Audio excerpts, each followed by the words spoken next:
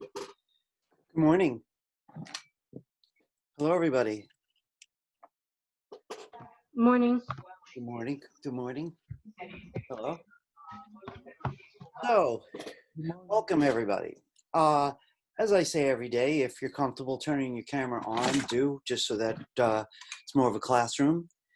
And otherwise, I understand. Same goes for the mic, unless you're having mic problems. Good morning, everybody. I will be checking the chat on and off. I'm not as good with that, so lean on mics if you have the choice. All right, let me jump right in. So where are we? Well, yesterday we began our Photoshop adventure. Hang on one second. Let me just close my door so my whole family doesn't have to take this class.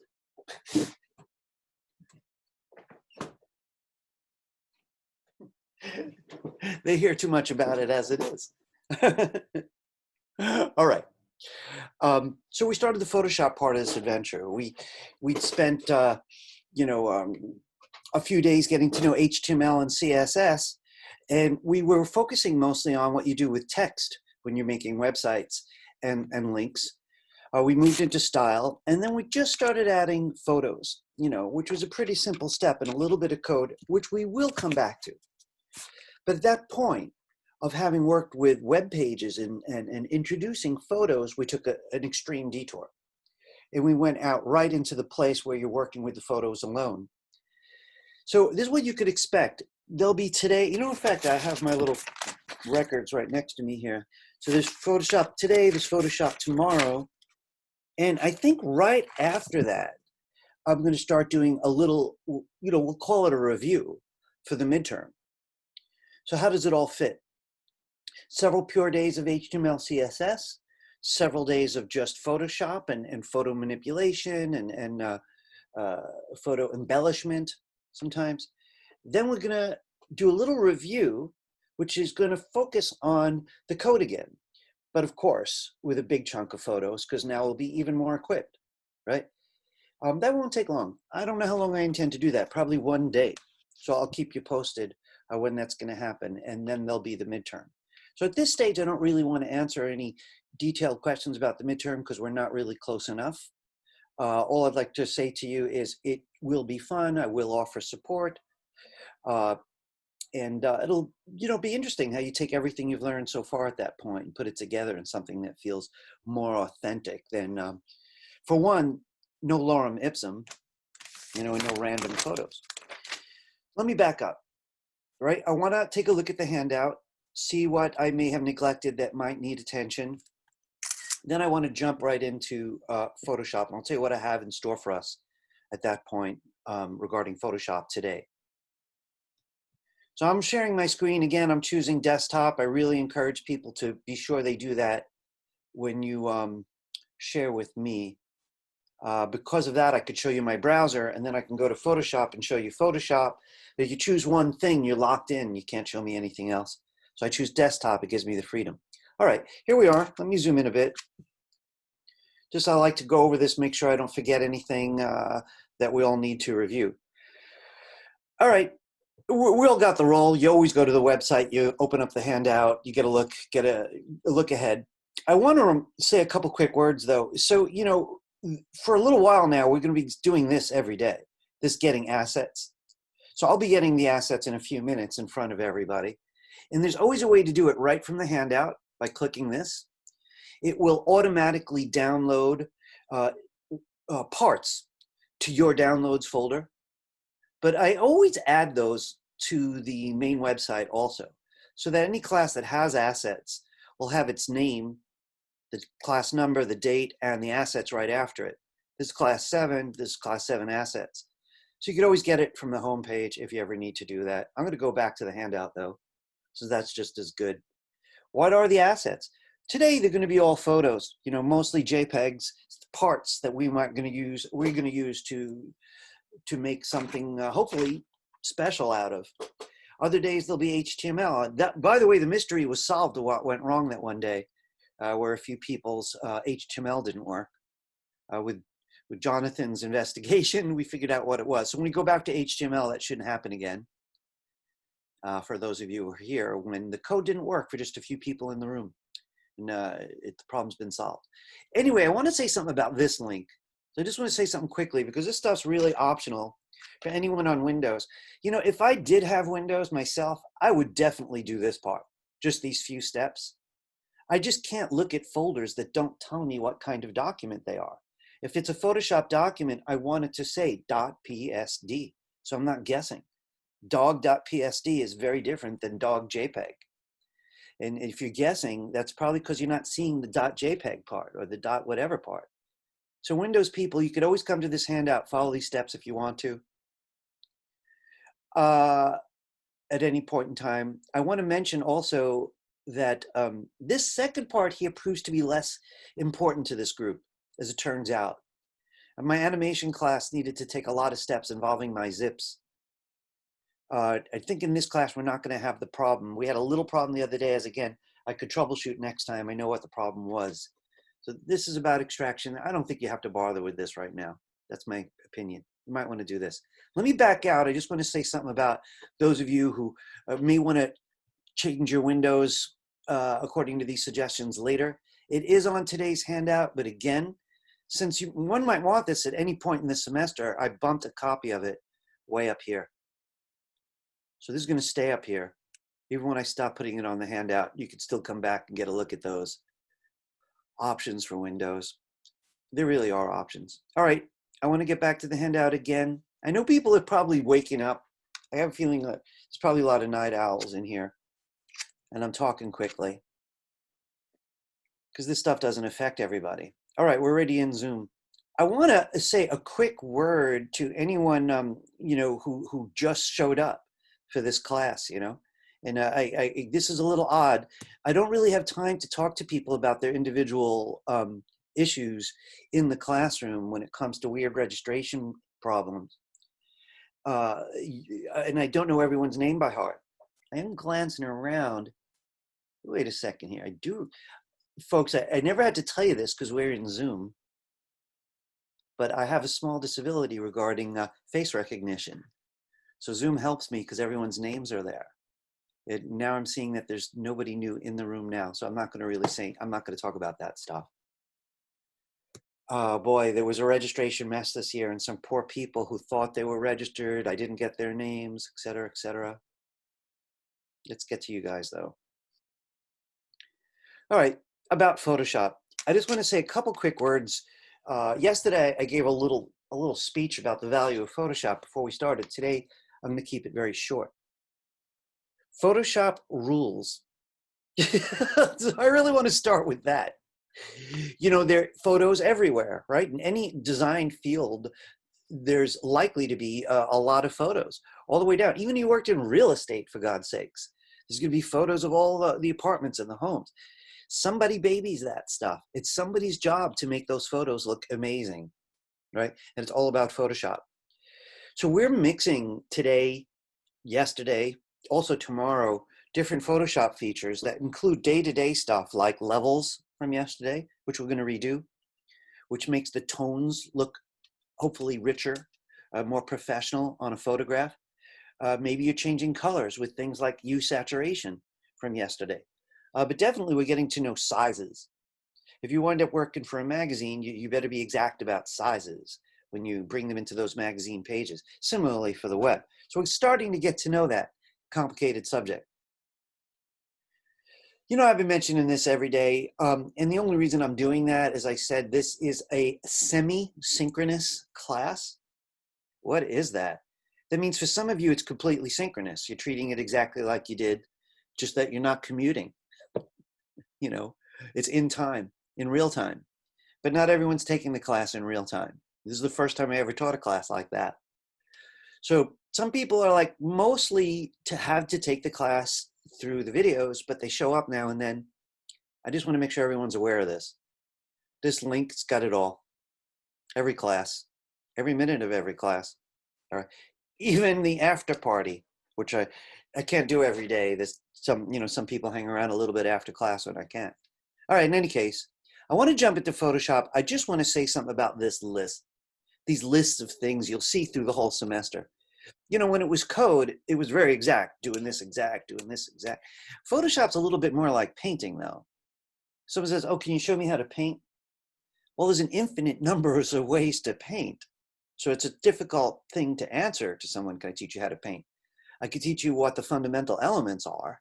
And I encourage you to explore certain things because no two people ultimately paint the same. Photoshop's similar. So there's 100 ways to do the same thing. But I pointed out a few things here that we'll be doing most of. You know, how to open a file, zoom in around because you want to do surgery on certain areas. Today we're going to be working with this camel. And the camel's got some weird stuff on its fur we might want to fix. We're going to do more complicated stuff tomorrow. Okay, you discovered yesterday that a lot of it has to do with layers versus selecting. So we're going to be going over layers today, but here's the idea of a layer. You want to put the Statue of Liberty under the ocean because you want to say something about politics today and you're worried that we're sinking. And the editorial image you want to do is put the Statue of Liberty under the ocean. The first thing you would have to do is find a photo, a good undersea photo, one that you love, you know, that you could imagine putting the statue in, one that just got the right stuff. Then you'd, of course, have to get a few photos of the Statue of Liberty to find one that's just right. Now, eventually, the Statue of Liberty is going to have a layer. She's going to be as though on a piece of glass, and the layer underneath her is going to be that original picture of the water. And if you want to have some people swimming around, they'd be more pieces of glass, layers on top of each other. But about selecting, maybe you love the way that photo looks of the Statue of Liberty, but you don't like the crown. You know, for whatever reason, it looked good in the original photo, but it doesn't look good with the way you're using it. So you'd have to select the crown. And that's where it gets complicated. So you could work on that area alone. So we're going to be going over that. We messed with brushes yesterday, mostly when we were burning. You know, we were darkening stuff. We used the burn tool, and the burn tool uses brush types. So we're going to go over that too. Anyway, here's a list. More stuff about layers. I'd rather get our hands on it. We're going to do mostly review. I do want to teach you one major new tool. It's kind of difficult, but really worthwhile. Often called the rubber stamp or the clone tool. You'll see it for yourself today. So a lot of review because I want you to get better. Folks, can I say something to you quickly? Just as a this time very bluntly, as a career teacher. You know, sometimes you teach stuff and your notion is exposure. I'm setting tiny seeds for the future. Oh, get them excited about one poem by a poet. Maybe they'll look up that poet later. That's the seed approach, right? That's often great. On the other hand, you might read 3 poems, 4 poems out of that poet, and everyone's like, I got to know this poet. Wow, I love this. Is interesting. I can almost recognize a couple lines and say, would that happen to be? So that's not seed teaching anymore, right? This class does both. Right now, I'm going further than just seed teaching. I want you to know a handful of features so you're kind of comfortable with it and encouraged about experimenting on your own. So today's largely review, not entirely. Okay, let's see. All right, if you didn't get the assets, you could join me right now. So I'm going to do it right from here. I'm just going to click this. In Chrome, I saw this little arrow as it downloads stuff. And in a minute, I got to decide how to get at it. Now, but you know, you guys know your computers better than I do. But on a Mac, I will typically click right on the name because that does 2 convenient things. And I don't know if that happens in Windows or not. You can tell I've been messing with this file. So let me just delete some stuff. Make believe you don't see it. This is yesterday's. I'm just cleaning it up so no one's confused. I'm sorry, I want to do something just a little bit differently. Hang on a second there, guys. I want to do this differently. This is just in the interest of demonstration. So you can bear with me for a minute. All right, let's say I was just loading it. I didn't that other stuff in there I thought confused the matter. It's probably worse. But when I click the name on a Mac, one point I want to make is it goes right to downloads. So I don't have to go looking around my computer to find downloads. That's cool. If it's a zip, now, if it's a zip, you need to turn it into a folder. Now that's just the way that it works. A zip is compressed. It's freeze-dried coffee. You know, you can't drink freeze-dried coffee. You have to unzip it. You know, you have to undry it. So by double-clicking it, it turns it into a folder. Why do people make zips at all? I just want to say very clearly, There's two good reasons. One, they want to send you a lot of stuff in a folder, right? You can't just send folders. So that's one reason. Another reason is they have to be in a folder. They're web pages, you know, and they relate to each other.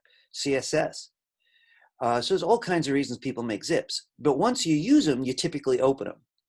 So on a Mac, when I clicked on the name, it brought me to downloads and it unzipped it. So these are all copies.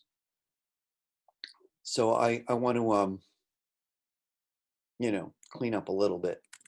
When you find your folder, here's what I'd like to say. Don't work in downloads. Put it somewhere. Now, Windows people, I apologize that this may sound vague. I think most of you know your way around the computer, but some of you are first learning. I drag this to the desktop, and here's my folder for today, which I'm going to open. Let me simplify that story. Find the zip, either double-click it or extract it. Now, I can't demonstrate extracting because I don't have Windows. You would control-click the zip file, you know, right-click the zip file. The teacher's very anxious to get into the work, but I don't know how comfortable people are with this stuff, right? So if I was on Windows, I could right-click this file, and from here, I'd choose Extract. I want to say a quick word because I know some of you thinking, hey, Ira, you don't have to do that. I'm on Windows, and I could double-click. Well, that's great. Double-clicking is better, you know? Most cases, that's going to work. So I'm going to let you pick for yourself, whether you just double-click it or whether you extract. Windows is mysterious. I went too far. Do you guys all have your assets? Do you all know where they are? I don't want people to get lazy about that, because when we go back to web design, it's going to become critical again that you know where your folder is, especially for the midterm. You know, people sometimes saving to the wrong place, the browser doesn't refresh, all kinds of trouble starts. All right, I'll tell you what I want to do. I want to go right into Photoshop. I'm going to my desktop right now because that's where my, you know, where I put my finished folder. I'm ready to go here. This is my only folder for today. I want to show you something real quickly. I've got toys in here for people. This is a fun image because I'd love to put stuff on that sidewalk, maybe even on the porch. I mentioned the Statue of Liberty before. She's hard to select if I wanted to take her out and put her somewhere else, but it'd be worth it. Here's this camel. And I'm a little, gosh, I'm having a tough day today because this is not the camel that I wanted. I want to check something, guys. I really. My folder didn't have the Statue of Liberty. Really? Yeah, but I have the camel. Really? Well, I'm okay with that. Do you have the desert in there? 1 second. Yes, I do. Really, no desert, yes. Guys, yes, I have the desert. Listen, folks, I have to apologize. Your teacher is so tired. I'm so tired. The tour guide of this show. I'm just deliriously tired. I got enough energy to share some cool stuff with you, but about 10 minutes before class, I changed what was in that folder. I'm looking at the old one, which was in downloads, because I didn't clean up after myself. So I'm being a bad example right now. Give me 1 minute to catch up with you all. All right? It'll only take me an instant, and I'm going to snap out of this for sure. So I got to clean this up because this is just, all of this is causing me a little confusion.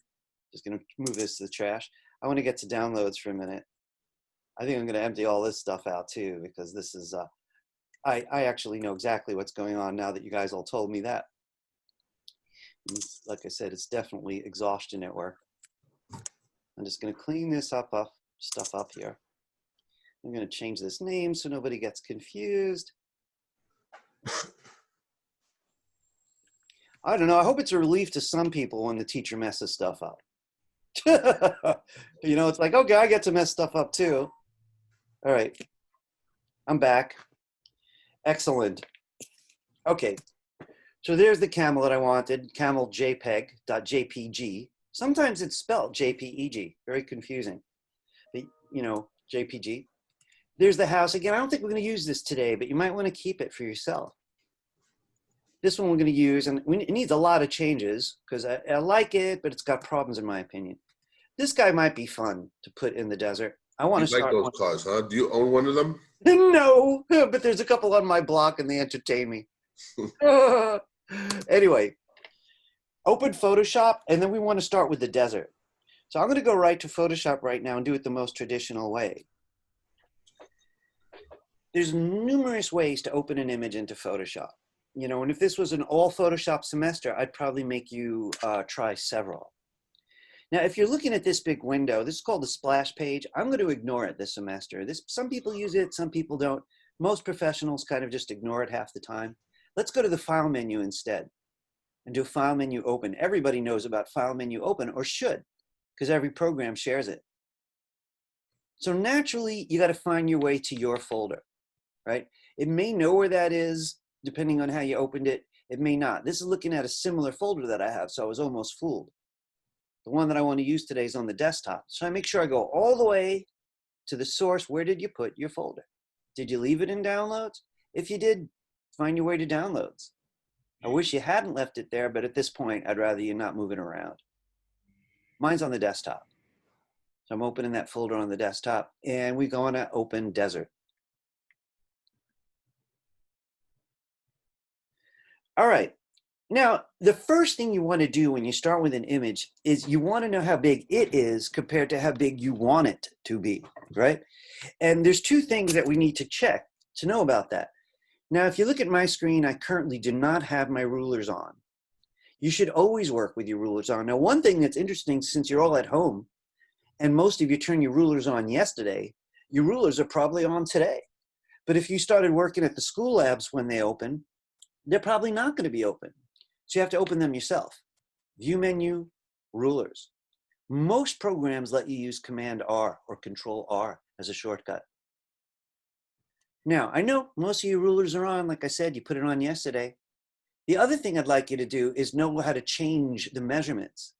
So you come up to one of the rulers and you either right click or you control click it. This is the fastest way to check. You either right click on the ruler or you control click on the ruler. We want to work in pixels today. I want to say something quickly though. Will you ever work in inches? Yeah, sure enough. You know, if you're at a newspaper, you might be working in inches. Different environments prefer different measurements. I want you to work in pixels with me today for a few reasons. One, this is intro to multimedia. And nowadays, when you say multimedia, you're usually leaving out books and print magazines and packages and things that use ink. I kind of object to that, really, because multiple media should include those things. But usually when we use that term, multimedia, we're saying screen-based or similar, you know, not print. And screen-based media uses pixels. So I'm talking about movies and animations and web design. All the stuff you see on screen uses pixels, and this is a multimedia class. So you're looking, and if you look at that top ruler, you should see this looks about 3,500 pixels wide. Could you join me by going to the image menu? So Photoshop's got an image menu, and you're going to image size, one of the most popular features. There's a couple of reasons people come here. One, they come as another way to establish the width of the document, and also how many pixels there are in 1 inch. Now that's an interesting thing, so I gotta say something about this. Some images, many images are gonna start at 300 pixels per inch, or what some people call 300 dots per inch. In fact, they say DPI or PPI, pixels per inch, dots per inch. And if you're working in a given field, everyone should know how many dots per inch you need to have a good looking photo. So newspapers use about 185 pixels per inch. Business cards and envelopes and stuff like that uses 300 pixels per inch. That's the most common one. Fancy books, really expensive art books for your coffee table, they use 600 pixels per inch. Please don't join me on this. I want you to see something. If I go to 600 pixels per inch, the whole document went up to a massive size. It was 20 megabytes. This is 1.3 gigabytes. You know, so 1,000 megabytes is a gigabyte. So you got to be really careful with this. And I want to say something else about changing resolution. you really can never raise the number. It'll always produce a funky result unless you know the science behind it. I want to stop right here because it's a multimedia class. So what I want to say right now is this is the number you want when you're doing multimedia. So animators, this is your number, right? Video people, this is your number. Web designers, this is definitely your number. I want you to look at these two though. Do I want the photo that big? Now look guys, this is really boring and I just want to introduce these ideas. These numbers they take a lot of thinking because everyone's computer is a different size. And not only are the computers different size, there's ways they can change the screen resolution, the number of pixels they can see. So I want to tell you, how wide is a person's screen in pixels? Well, nowadays, they're between, let's say about 1,000 and 2,500. So this is way big for the 1,000 people, and it's even big for the 2,500 pixel people, even big for them. But they got the biggest monitors nowadays. Some people can have 3,000 pixels wide. I'm going to ask you to change this number with me to 2,500. I want to tell you why I might do this. This way, I know that desert is wide enough for the widest monitors that people have, the ones with the most pixels running across. I want to be fair about this. I want to say it in a more accurate way. I know this will fit on people's monitors who have the highest resolution setting. That means they have the most pixels on their screen. That's called the highest resolution. So this will fit perfectly for them. For everybody else, I'm going to have to figure out a way to get this image to scale down on their screens. Right now, this is a good size if you want everyone covered, including the people with the biggest. Can you click OK? All right, we're almost getting to the cool stuff, but I do want you to check a couple things for me. In the lower left corner of Photoshop, you might see it saying the zoom level. It might say 50% or something like that. It may feel too zoomed out for you. The View menu offers you another way to work with zooming. Zoom in, but that's Command plus. This is Command minus or Control plus, Control minus. I'd rather you use these. So right now, could you try that? Command plus or Control plus? Command minus or Control minus? Now we're going to move back to the navigator in a few minutes, but not just yet, if you remember that from yesterday. Folks, let's work on this a bit. I want to tell you something I don't like about this. So we know the size, it's a practical size, we're ready to make some art. I'm just peeking at everyone. How are you guys? Okay. Good. Good. All right, let's do the cool stuff. Do you guys remember levels from yesterday? Now I want to tell you something. If you work with photos a lot, you're going to develop laser vision like Superman. You know, you look at this and this is drab. No one's going to choose this photo other than it's very clean looking. It almost looks like a model, but it's drab because the lighting is sort of in the midtones. It's a little lighter than midtones. Could you join me by doing Command L? I may have to click in there. It thinks I was outside for some reason. Command L or Control L. Now, if you don't like shortcuts, here's where it actually lives. The image menu adjustments. A lot of cool stuff is here. We're going to use a few of these things, but we're talking about this one, levels, Command L. All right, I want to say something to you that you could learn from this little mountain range looking thing. One could ignore this, and I really wouldn't mind if you did, but this is what it's telling you, the distributions of light and dark. This is where blacks would be, but there are no blacks in the image at all. So you could see there's nothing here. There's nothing even close to black. It's one of the reasons the image looks so drab. If you come to the other side, there's no white. And sure enough, you look around, there's no white. This is light, but it's nowhere near white. That's going to be represented by this stuff. So let's see what happens if we raised the lights first. Now, I want to repeat something from yesterday. I want you to understand that these three sliders each represent the tone you want to work on, not what you want to turn it into, the tone you want to work on. Now, what I'm saying is your lights are not light enough. So we want to work on the lights. So you go to the light slider. If you move anything left, that range gets lighter. So this is with lighter lights. This is if I go too far to the left, right? It looks like the bomb just went off. Not funny anymore. Sorry, All right, let's back up. So what I want you to do is get back to the wall now that you've seen the extremes. You just want to freshen it up. This is the desert, for God's sake, and it's not a cloud in the sky. All right.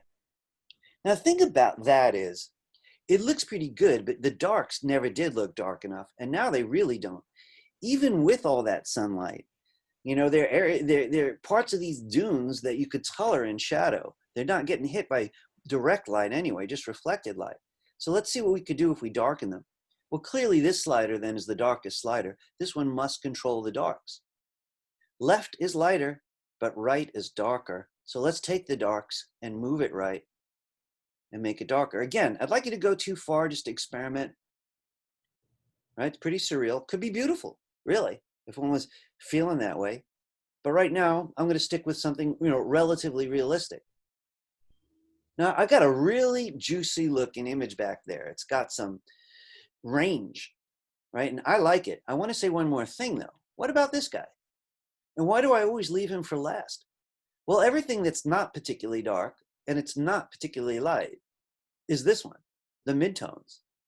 And this one moves with the others, so there was no use in moving it before. I focus on lights and darks, and then I decide, what do I want the midtones to do? Go left, which is lighter, or go right, which is darker? I have to compare. So that's with lighter midtones. This is with darker midtones.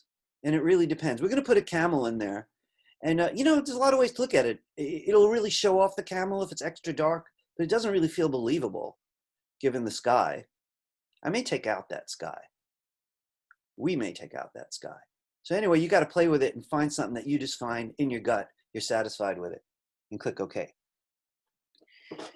Now, I want to say something about Command Z versus the history palette. In this version of Photoshop, Command Z means undo, like it does in other programs. Go back a step, but you can go back numerous steps. Now, on Windows, that's Control Z. Could you guys try this with me?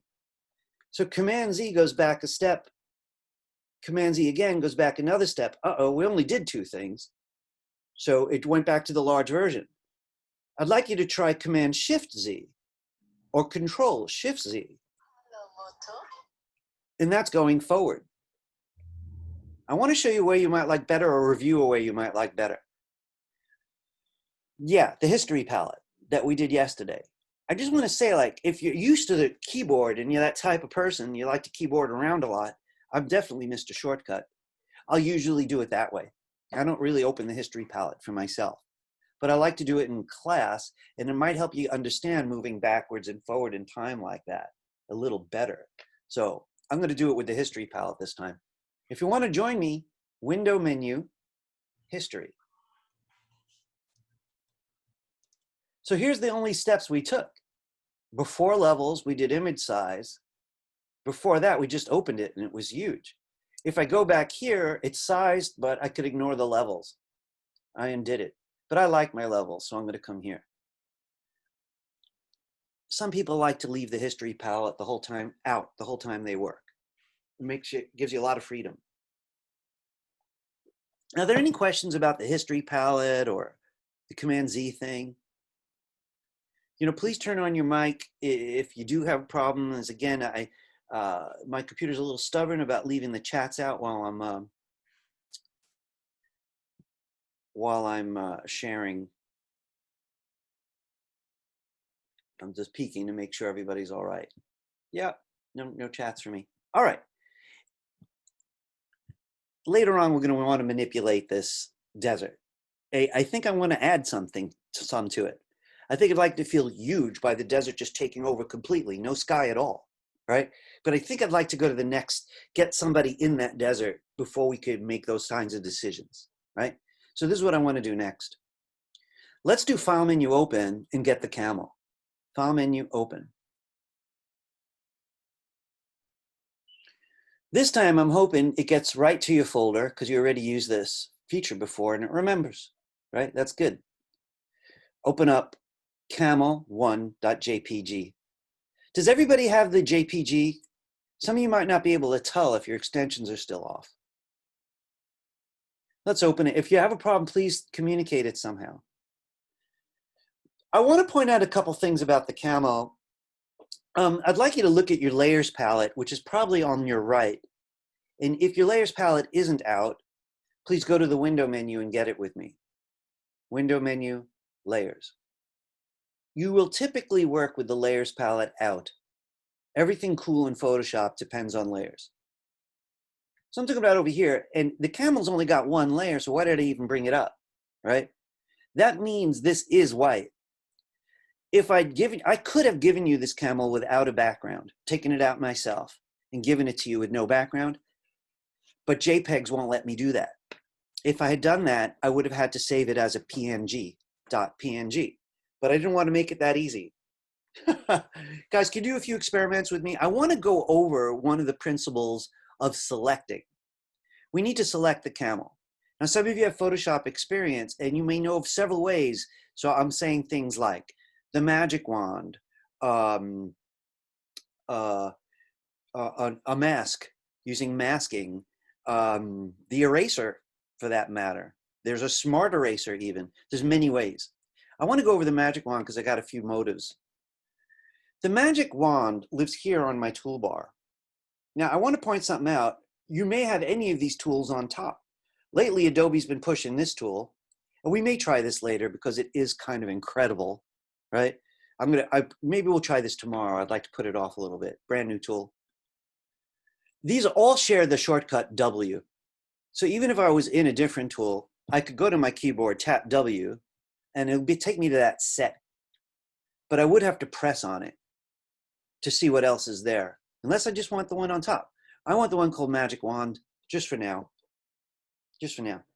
I'd like for you to, before you use the Magic Wand, to look at the top of Photoshop. Now there should be this strip here that it's called the control bar, right up here, with this thing called tolerance. Could you change that tolerance to 35? Because to use the magic wand, one has to learn what tolerance is. So I'd like you to take that. I want you to choose a spot on the Camel, and I want to reuse that spot. So try to take just remember where you're clicking. Click once. Now what happened was you clicked on one exact pixel.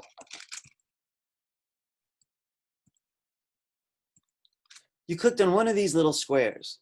The magic wand recorded that color and said, I'm going to give you every color just like that one that touches. But we didn't set it to a tolerance of 1. We set it to 35. So it said, you know what, and what's more, I'll give you a little bit more nearby colors that are similar. I'd like you to go to that number, though, and I'd like you to change it to 75. I want to start over, so you're going to have to Command D or Control D to deselect. Then click again, same spot. So you could tell that higher tolerance numbers, right, is more generous. So if I had a lemon on a gold-colored table, right, at a low tolerance, I might just get the lemon. But if I go to a high tolerance, I'm going to get the whole table. So I have to play with tolerance to get what I want. Thing is, the Camel sucks at this because there's all this other, sorry. The Camel's really not good for this, right? But let's try it a little bit higher. Could you go up to 150? A lot higher. Click in the same spot. And it's still leaving stuff out. So I want to stop right now and I want to make a point. Flat blue sky, magic wand it. Definitely. Stormy sky, forget about it. It's not flat enough, really. You know, red couch, I don't know. Depends if there's nothing red near it. I guess you could crank that up to 200 or something and try it. But we're going to be strategic because the color behind the Camel is flat. All right. Now, if you're at 150, you might not like what we get. Could you click the white background instead? Deselect, click the white background. Whoa, I only wanted the white. Why is this happening? Because I'm way too tolerant. Look at the 150. All right, could you lower that way down? I'm going to take a guess at about 30. Deselect with Command D and click back there again. Now that looks pretty excellent. Now I want to say something to you guys. Why are we doing this? Because I want to put the camel somewhere else. Or let's not do this right now, or I want to do something to the camel right here. Hang on a second here. Give me a moment. I just want to make a point. Right? There's a lot of reasons why you select things. So you have to get good at it. Let me get out of here. I want to get back to where you guys are. You have the white background, right? Remember, we have the white selected in your case. There's some stuff I don't like, and I want to show you before we move forward. Could you see that edge? That's whitish. So that means like my selection's pretty good, but I'd still have to clean it up. I'm going to take that white in with me, right? So I want to tell you what I want to do first. We want to invert because we don't want the white anyway. We want the camel. So could everybody join me? Do select menu, inverse. The subject is selecting, right? You selected the white because it was easy. And now you're saying, give me the opposite. It's a trick, right? This is how we got the camel. The thing is, as I said, it isn't really perfect because I could see in more than one spot, whoops, sorry, this doesn't look right. I want to prove it to you because, you know, this is going to be our goal. That doesn't look good, does it? That white edge, I'm not going to do it. So this is what I'd like you to do with me. I want to pull it in. That's called contracting. And I'm going to take a guess. We're going to pull it in. Let me think. Let's try 4 pixels. All right. Can everybody join me? Let's go back to the select menu. And I want you to go to modify, contract. 4 pixels and click OK. So I cut off all that fuzzy stuff because that looks a lot better. All right.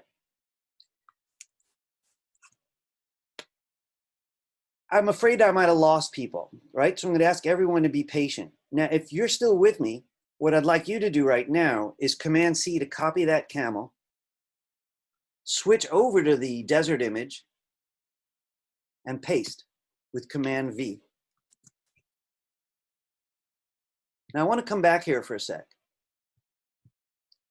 If you just pasted and you got the white cut out, you forgot to invert, right? So I want to show you what you should have done, and you could join me if you're having trouble. Everybody else should watch because I'm going to do it very fast now, right? It'll help confirm what you know, right? So just give me a minute. All right, I'm going to come back here and delete this layer with a little trash can at the bottom of the layers. I'm in the lower right now. And I'm just deleting it so I could start over. I'm going back to the camel, and I'm going to do Command D to deselect. So basically I'm where we started, right? The desert's there, camel's here. We got the magic wand and discovered at a tolerance of 30, I could easily select the white. So I took advantage of that, knowing I needed to select the camel instead. And the trick was choose the white and then go to the select menu and say inverse. In fact, I do this so often that I've memorized Command-Shift-I. Now I got the camel. Now I could copy and paste now. I really could. But when I checked, I could see that the edge just looked like it was going to cause trouble. There's this grayish stuff on the inside. The next step we did was new. We didn't try this yesterday. We went to the select menu to modify our selection. How did we modify it? We pulled it in. We contracted it. So I'm used to DPI, and I know we have 72 dots per inch. That's why I made this choice. It's a tiny bit of an inch. 72 pixels would have taken a whole inch out of the camel. So I took a good guess at 4 pixels.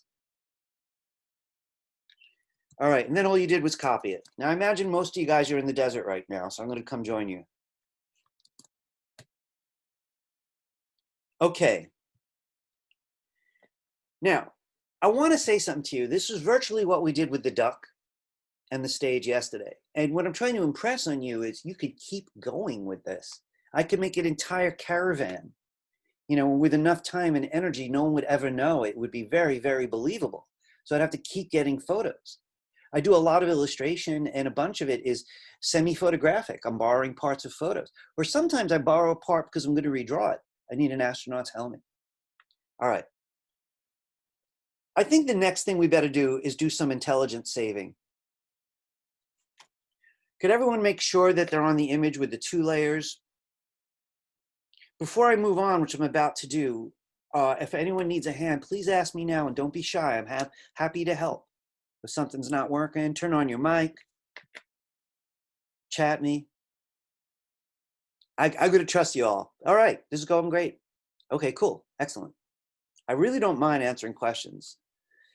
All right, so what should we do next? You know, we are going to want to move that camel around and work with its size and all of that, but I think I'd rather see what we could do with the desert because I'm not happy with a couple things. Can I show you what my complaints are? I'm going to use the move tool for a minute, which I haven't said too much about, to make some points. On the toolbar on the left, the top tool looks like a compass a little bit. And most programs have something like it. And it's going to let me move stuff around. So if on the camel layer, I can move the camel. But if you look at your layers, again, could be in the lower right like mine. I'm going to actually fold this up. There we go. Here's my layers. I missed a lot. What's that, Andy? I froze up for like 15 minutes and I'm so upset right now. Oh, your internet froze? Yeah. Listen, I want to tell you something a little reassuring. You did all this. You just did it with different images. Okay, good. So all we did was we opened the desert. We did some levels. Then we opened up the camel. And we went over how to select the camel. So we're doing the duck on stage yesterday. It's exactly the same steps so far. We're about to do something completely new. So maybe you should just join me with the desert image for a little bit. Thank you. I'm going to catch up. I'm going to catch everything up now. Thank you. All right. So I want to say a couple quick things about working with the desert behind this. We changed the tone earlier. Sorry about this little interruption there. But what about this sky? I want to say a few things about it. I have the feeling somebody put that sky in artificially. One, the flatness doesn't feel like real flatness. And I know the desert's famous for flat skies, but I still don't buy it. Also, that edge in the background is crazy sharp. So that's not the way space works. It just couldn't look like that sharp of an edge at that distance. But it's not just that. It's that if I'm on the camel layer and I get this move tool, I want to ask myself, do I really want him way in the foreground? I'm not sure that I do, because that feels a little childlike, but it's also a bit like a theater, like a very shallow stage. You know, if all my stuff was going to be in the foreground, this could be treated like the painted backdrop. But if I really wanted to move it further back, I'd have some advantages, or at least more freedom about where I put him that's more interesting. So I don't know. For many reasons, I want to see if we could add some desert. Guys, I got to warn you. There's multiple ways to do this, right? And on different days, I'm going to do it in different ways. But I have an itch to show you a tool that I think we're going to work. You know what? I have a better idea. I want to use this cool tool on the camel first. Then we're going to take on the much harder thing, which is adding more sand dunes, right? So Andy, if you don't have the camel on there yet, either watch or figure out some way to join me. I think you'll be all right. Look, can everybody get to the camel layer on your layers? I want to show you a tool that's way over here that really takes time when to show you. If I press on it, there's 2 tools here. The clone stamp, which used to be called the rubber stamp, and the pattern stamp, which you might not use very much. So I'm looking for the clone stamp. And just like a lot of the tools, it uses a letter. So if I press the letter S, I'll get to that tool. But I want you to press it to make sure you're not using pattern stamp. I want clone stamp. Now what the clone stamp does is it paints, but it paints with pixels on the screen. So you're not choosing color, you're choosing an area you want to borrow from. So a guy who has a mustache wants to see how he'd look with sideburns. It's possible you might be able to steal parts of the mustache to fake some sideburns. Now, what we need to do, though, is we're going to need to change the size of the brush that the rubber stamp's going to use. Look how big mine is. Now, how do you know how big before we go over how to do it? I want to zoom in on the camel. So everybody, you're on the camel layer, please check that you're not on the background layer. The next, I think I'm going to need the navigator from yesterday to be able to move forward. So I'd like you to go to the window menu and choose navigator. You might remember the navigator was one way to zoom in with this middle slider, and the other way zoomed out. Now we want to work on the camel. There's something on the back leg I want to fix. So you're going to zoom in a lot, and you'll see this red box shows up in the navigator. So I got this from the window menu. This is in alphabetical order, so I just went down to N. So you zoom in a bunch, and then in the navigator, you see this red box. Just press in it and move it around. So I'm going to work on his knee, her knee, I think. But, you know, I could also see residue from the bad copying I may need to fix. So the navigator is really helpful. So I'm using the navigator to zoom in, but also to show what we're going to look at. It's this back knee I want to fix. So you could tell right now my brush is just way too huge. It's this blob on its knee that I'm going to get rid of. Can you all watch this? So I've zoomed in. I got this tool from the toolbar, right? The clone stamp. Now, to control its size and behavior, I'm going to come back to this from yesterday. This thing here, which looks like a sphere, is the brushes for all the tools that think like a brush. Burning thinks like a brush, so we used this for burning yesterday. Right now, we're using it to clone. So I want you to click this, and I'm going to lower my size and suggest the size to you. This is 28, which is good. This is 124, too big. This here is way down, like 9 pixels. I want to fix the knee here. It's going to be streaky with a mark that small. So I'm going to kind of raise it up. And I think I want something, yeah, I'm going to say around 28, give or take. The next question is, do I want it to be a hard brush or a soft brush? Right?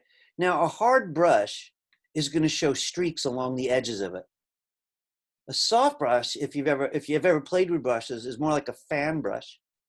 It's soft. It's designed to soften things so you could hide the magic. So I'm going to ask you for a totally soft brush. You know what? Leave the soft and the hardness at 0, and let's just make the brush a little bigger. I'm at 36 points with 0 hardness. If you like those two features, I keep moving off. I can't really see the hardness till I work with it, but I can see the size. When you like it, you hit return or enter.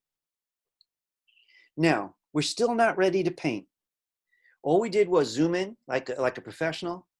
We got the right tool. We chose a good size for the brush.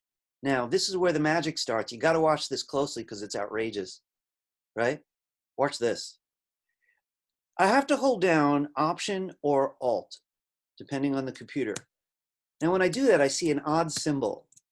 Now, what this symbol does is it's going to allow me to click on an area I want to borrow from. Now, I'm not going to Option click here because this is the wrong color for my camel, and it's got streaks. This would look great if I was a plastic surgeon. I'd borrow this, and I'd put it here. Watch this. So I hold down Option. I click about here once, then I let go of Option, or I let go of Alt. When I start to paint, I'm going to see 2 cursors, the circle and a plus sign. Do you see the plus sign? The plus sign is showing me where it's getting the pixels from. Now, I'm not getting too close to the knee because my brush is soft, and it's going to look like a soft knee. So now I got a blurry knee. I better Command Z that. So I'm going to take out what I can without getting to the edge where it'll be blurry. If I want to fix the edge, I could go back to my brush and make it harder, and then try it again. Voila. The nicest knees in the camel world, right? And now I'm going to back up because I want to review all that.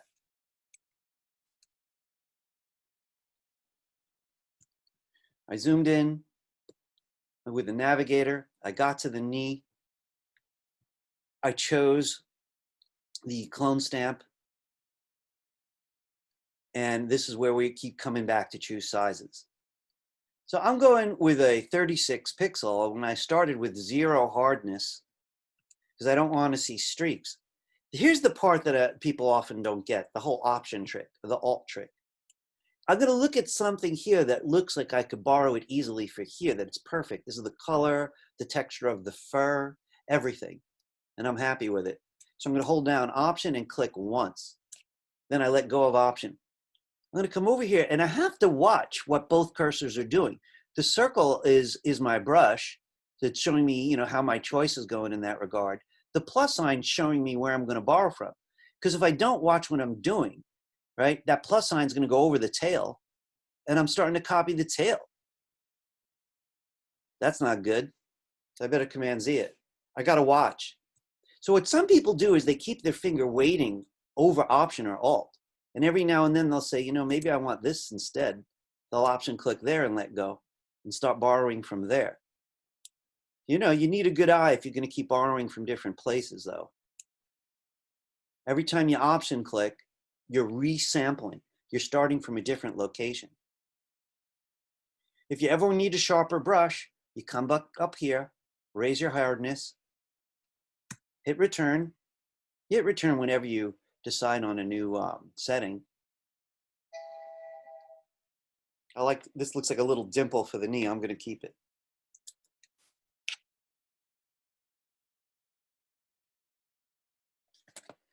All right, when you're ready, you could zoom out. You could use your navigator or you could Command minus. Look how nice. So I'm going to ask you something because we're going to do some bigger stuff with that clone tool in about a moment. Did the clone tool work? If I want to say two things. It takes practice, really. If you got the technology, it still takes practice because it gets very blurry and mushy. If a person keeps clicking and brush, click, brush, click, brush, it loses its definition. So it takes a little bit of practice to figure out. I happen to like long marks with it. I get the neatest look rather than a lot of little marks. Does anybody have any questions about the clone stamp? No? All right, so I'm going to show you something else. This is daring. So I have some mixed feelings about it. Back in Photoshop here, what if we wanted more desert up in the sky? Well, one thing's for sure, we can't do it on the Camel layer because if I hide the other layer, you could tell there's nothing else there, you know? So let's go to the background layer, the lower layer. Could you rename it with me? I'm not happy with these names. So on the word background, double click, and I'm going to call it desert. I'm going to go up to the Camel layer for a minute, double click on layer 1, it says, and I'm just going to call it Camel. And you could hit return if you need to accept it. I don't want anyone confused by those default names. Let's go down to the desert. Well, one way we could try to add more dunes is with the rubber stamp. Now, in all honesty, I don't know how this is going to go. So I'd like you to watch first to see what you think. I'm on the lower level, lower layer, desert. I've got the right tool, right? And I'm coming up here to the brushes because this brush is really small and I want to fill this whole area. So I'm going to click over here and I'm going to get myself a very large brush. This is 137 pixels. I'm going to get even bigger. This is 172. I think I'm going to stick with that, the 170s. I'm a little undecided about the softness, but I don't want streaks. So I'm going to start with a soft edge where they're going to blur into each other. I want to see how that goes. I'm going to accept that and hit return. So I'm on the desert layer and look what I'm about to do. Please don't join me yet because you really need to see it first. Let me just push this aside for a minute.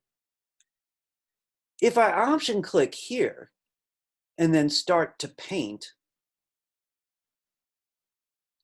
let's see if that looks good. Now, don't join me yet. Like I said, I want us to judge together whether that really looks good.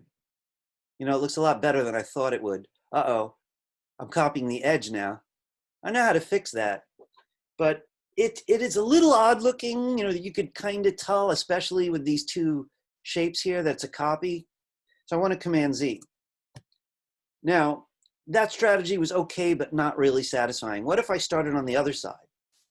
So I'm going to hold down Option around here. It's so far away, maybe a little lower even, that if I come over here and I start to paint, because they're far, I don't think anyone's going to know. And I'm plowing into the dune that's already there. And I'm kind of going to allow it just to see how that goes. So you can see this is complicated. You want to do large areas, and then you could always come back and option click an area and say, you know, I'm going to change this a little. Oops, I don't want the sky. I'm doing a lot of Command Z. So it gets tricky because you're trying to find just the right areas to borrow from to create the dunes. You want to avoid sharp edges. Let's give it a shot. It's a little radical, but let's try it. So make sure you're on the desert layer. Make sure you've got the clone stamp. Here's the sizes right up here. You want a big brush. So if you haven't already, try 170 or something like that. I'm thinking a low hardness is better. So I went to 0. Now the trick is always, you have to tell it what you want to borrow first. So you're going to need your Alt key or your Option key. If you come close to this edge, you're just going to see another horizon, which does look kind of good though.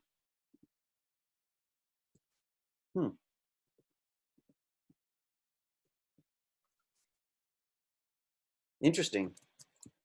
So the thing is, try your own strategy. Choose the area you'd like to borrow from. It could be nearby or it could be very far. You know, it's a little hard to say exactly what's going to be best. So I'm going to let everybody try some stuff on their own for a minute or two. I'm going with long marks instead of little dabs. You know, little dabs can work, but I'm not sure of them. If at some point you're running out of pixels to borrow, hold down Option, give it a hard look first. See how it went? I got to do something over here. I'm going to try to borrow some of this. I'm really not sure. It won't borrow the camel because the camel's on another layer. So you don't have to worry about the camel. So I'll hold down Option. I just click once to say start from there. And then I'm going to see how that goes. That I don't like. It's close.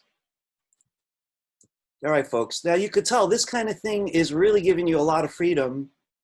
And there are people who are going to be excellent at this early, and others are going to take longer to do it. I want to just check the clock and just see if I have time to show you another option.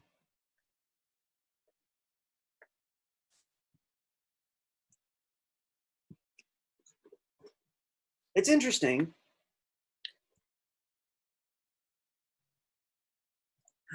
I'm imagining everyone has different degrees of success. Some of you may have chosen to leave some sky. Some may not. You know, this is where it is very a painterly enterprise, right? It was easy taking out the stuff on the guy's knee. So imagine taking out someone's pimples. Those will be blunt. If you're working for a magazine, you're going to be doing that all the time. You know, they don't like some feature or, you know, your job's to make everyone look gorgeous if it's like People magazine. You know, also, by the way, you're going to take out the rings under people's eyes the same way by borrowing skin from nearby and rubber stamping over that. Marissa, do you want to comment? You can turn on your mic. No? I don't know if you can hear everything going on in my apartment. No. I was just saying, because I have magazine cutouts up here, and yeah, I know they're all like ridiculously flawless. You know, the only thing that bothers me about that is we all get so insecure thinking we should look like that.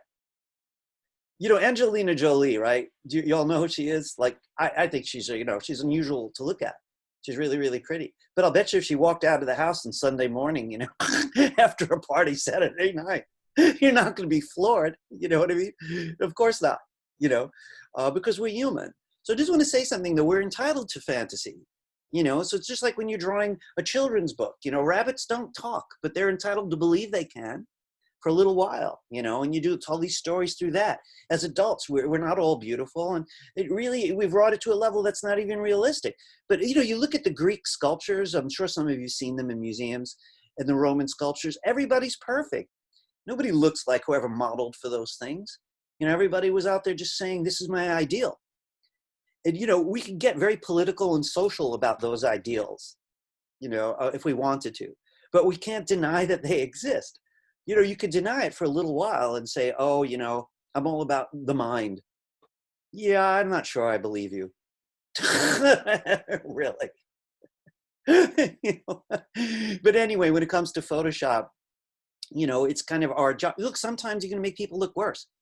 You know, I was watching these movies last night where I always admire the actor who plays the bad guy, if they're good at it. You know, they're probably like sweethearts feeding stray dogs on weekends, but when they play the villain, but we always make them look villainous. You know, the villain looks like he doesn't sleep so often. You know, when it's, so the makeup artist might be doing it, but in what way is this different? I don't know. Any case,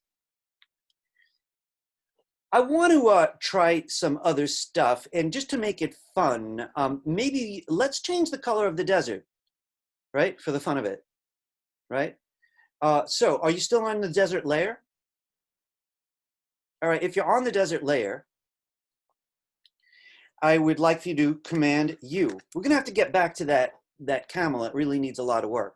Make sure you're inside. I was in Zoom, so I bumped it to a different shortcut, right? Hey folks, by the way, the rubber stamp gets a little dangerous. When you're done with it, you might wanna just switch to this tool up top, the move tool, and just so you don't accidentally start to paint. All right, I wanna get back to the camel, but first let's just change the color of the desert for fun. I want a space camel, so he needs a different environment. I wanna remind you about something. When you go, we're doing Command U, by the way, or Control U to open this up. If you don't like shortcuts, we're back here again. Image menu, adjustments. Many major features are here. Levels, U saturation, Command U, or Control U. We're on the desert layer. I want to say something about this. Before I start moving the U slider, you could see that some of the sand is redder than the other sand. And if this was mixed color sand and I move this, every color there would change in different ways, because this is changing the warmth, say, or coolness of colors, and it gets very complicated.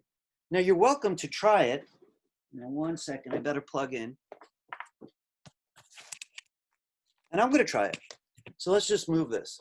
The thing is, don't expect it to be green if you move here. Right? That's not really what this means. It's an elaborate color theory thing. It's about turning the color wheel. But you could trust your eyes. So if you see something you like, this would preserve the differences between colors even while changing them. The thing is, the sand was pretty monotone, you know, by and large. It was really monotone. I probably wouldn't lose much by making it black and white. So how would I do that? You might remember this feature. Now, what this feature does is, it says, treat it as though it was just light and shadow. And you could think about that as black and white. In a black and white world, everything is just the color of your sunglasses. So here's my green sunglasses, right? My blue sunglasses. Here's my magenta sunglasses, right? So if someone had a striped shirt, or they're wearing like one of these Hawaiian shirts with all these details on it, this is going to treat it all like it was one color, a black and white photo, so to speak, that you could shift the hue of. So I'm going to ask you to make your own choice right now. And then we want to come back. So just what would be fun for you today? You know, you could change, I'm going to change the color of my camel too. So right now, I think I'm going to go with this color. It caught my interest. If you want a lot of the color, use the saturation slider. If you want very little, go the opposite direction. Down 0, you're in black and white again. So it's really what you want. Does anybody have any questions about hue saturation? I got colorize on. Taking a peek at my chats for a minute. Okay, I would like to say I avoid the lightness slider because levels is better. So I'd like you to click OK. By the way, if you did want to change your levels again, you could. There's no rule saying you can't do it more than once. I just went back to Command L as I'm getting a feel for this image. Okay, I want to work on the camel. You know something, guys, though? I think your teacher better be more prudent. I know some of you got brand new machines, some of you got older ones. Let's save in case there's a crash. So I want to do more artsy stuff, but I do want to come back and say something, renewing the theme from yesterday. Both the images we started with were JPEGs. JPEGs cannot have layers. So as soon as you start adding layers, the program's treating this as though it's a Photoshop document, PSD, not JPEG. So when you try to save this, it's always going to open a window because it's trying to tell you it's going to make a PSD, which is what we want anyway. Now the thing is, so it's not confusing. I recommend this strategy. When you know you need a different format, you save as. Join me. Let's see if that is clear. File menu, save as. Now, in this one situation, we would have gotten the same window in either case. It's saving as a Photoshop document, as I said it would. My extensions are turned on, so you could see up here, it wants to call it desert.psd. All right, this is what I want you to do. Just confirm that it is a Photoshop document from down here. None of these. Most of these will flatten it and you'll lose your layers. You want Photoshop? Confirm it. I'd like you to give it a better name than this, because this is going to be confused with another photo in the folder. So I'm going to call mine a Desert and Camel. By the way, as a web guy, I'm in the habit of naming it things like this, because the internet doesn't like spaces in names. Later, I'll make my JPEG. You can name it however you want for today, but it's got to be a PSD. And you can't just type that. It has to say that down here, where format is. Could you be sure you're in the right folder, though, before you save it? Now, if you're sure of everything, save it.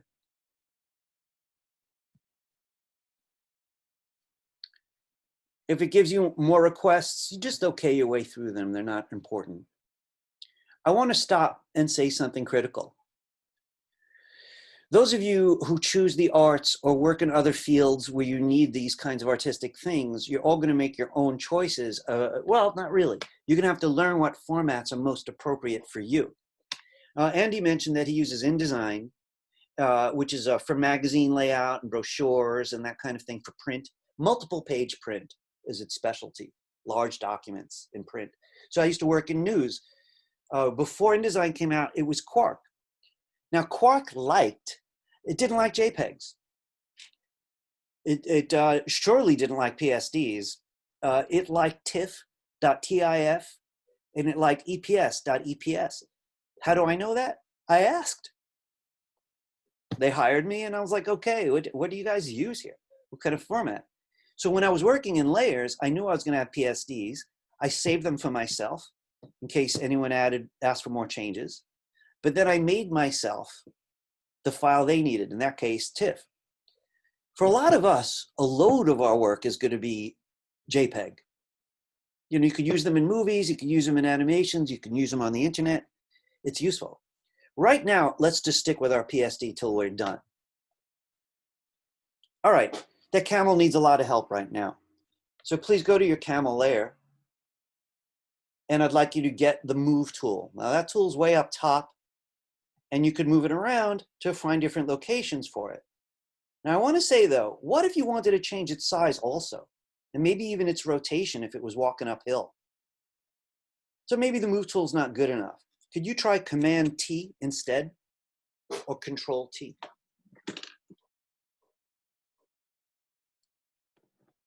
Gosh, it's hot today. Give me 1 second, I gotta open this window.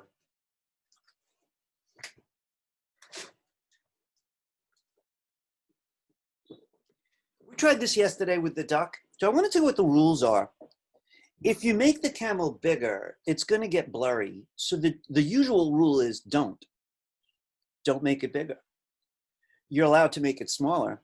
So if I needed a bigger camel and I'm doing this for an important client, I would have to throw this one out and go find a bigger one on the internet or at a photo house. That's problematic. But you could cheat. And if you cheat, you could get a little bit bigger and the quality's still okay. But if you cheat too much, it's going to start to show.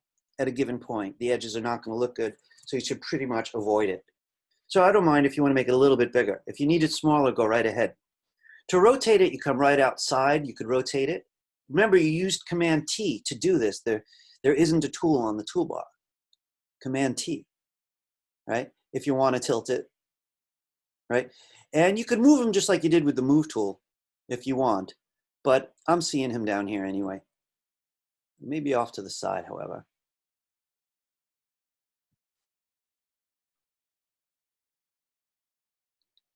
Remember, you can move him later. He's on his own layer. By the way, if I was going to keep him here, I'd probably go to the lower layer of the desert and clean up the stuff behind his head. It'd be better if he didn't have details behind his head. So I'd probably go back and clean that up. Right now, I want to stay with the camel. I want to ask you something. Does your camel's lighting feel like it belongs compared to the lighting on the desert? See, what's the major trick, really? Is to get to see how objects behave in the same space, how their light behaves. My camel's wrong.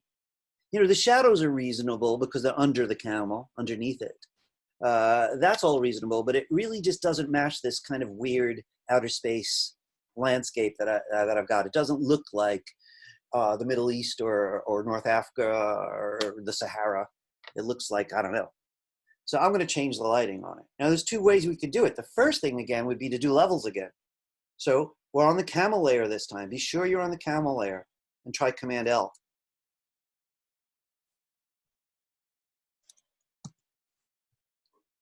Now, the camel's got a big range of colors. It's got near blacks in certain spots. It's got near whites. It's got some white even because I left some old pixels I'm going to have to take out. But that's why I'm seeing a large range. But most of it's midtone. Well, don't move the midtones yet. Start either on the lights or the darks. Leave this for last. So here's if I add more light, but I'm not sure it really needs that. So I'm going to push that back. Remember, this controls lights. I want to control the darks though, because I'm imagining much darker darks. Now that looked pretty good. If I go carried away, that doesn't look good. So I'm feeling my way through this. I knew that it needed to be darker, but I just don't know how much darker. Now, that's not bad, but I want to remind you of something. I'm looking for a general ballpark because I could go in and hand darken parts of it with the burn tool. So right now I'm controlling the darks a little bit from here, knowing I could perfect it later. I might add some lights at that point. I just want to see if that's a good idea or not. It's a little artificial, but so are the movies. The actor at night is always better lit than the forest. I'm going to take this here and decide. So here's the midtones. I always do it last. Do I want them lighter? Do I want them darker? I think I want them darker, but this is the way they look lighter. I'm going to go the other way. And I'm pretty happy. I like this part, but I don't like the legs. I'm going to have to do that by hand. If you find something you're pretty comfortable with, click OK. I need to change the color of my camel. I could do it now, I could do it later, but I think it might be more fun if we do it now. So it's up to you if you want to join me. I'm on the same layer, and I'm going to do Command U. And I got to make that same decision now. Do I turn on colorize or not? Typically, if it's got varied color, I'm just going to move this around and trust my eyes. I don't really want to make everything monotone. So I'm seeing what entertains me really in terms of the camel. I'm not looking for favorite colors. I'm looking for colors that might have some chemical reaction with the background. And again, I'm just moving it around because if I click colorize, I'm going to lose, one element of detail. Like a zebra, or a parrot, I'd never click colorize because it's dependent on the variety of colors. This is kind of interesting. That's almost too much the same. Boy, this teacher is picky.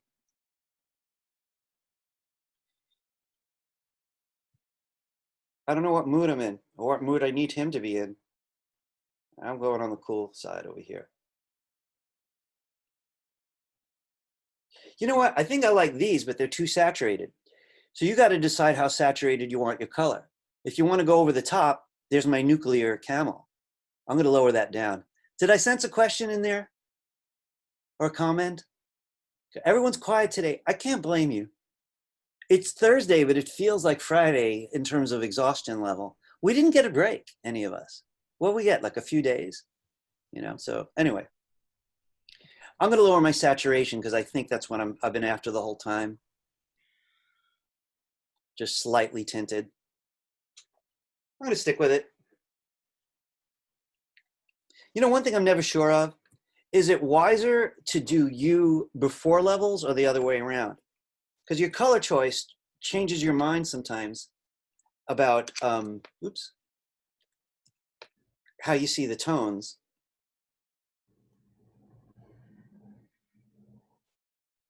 All right, when you're happy, say okay. All right. I think we may need to do a little bit of burning in more than one place.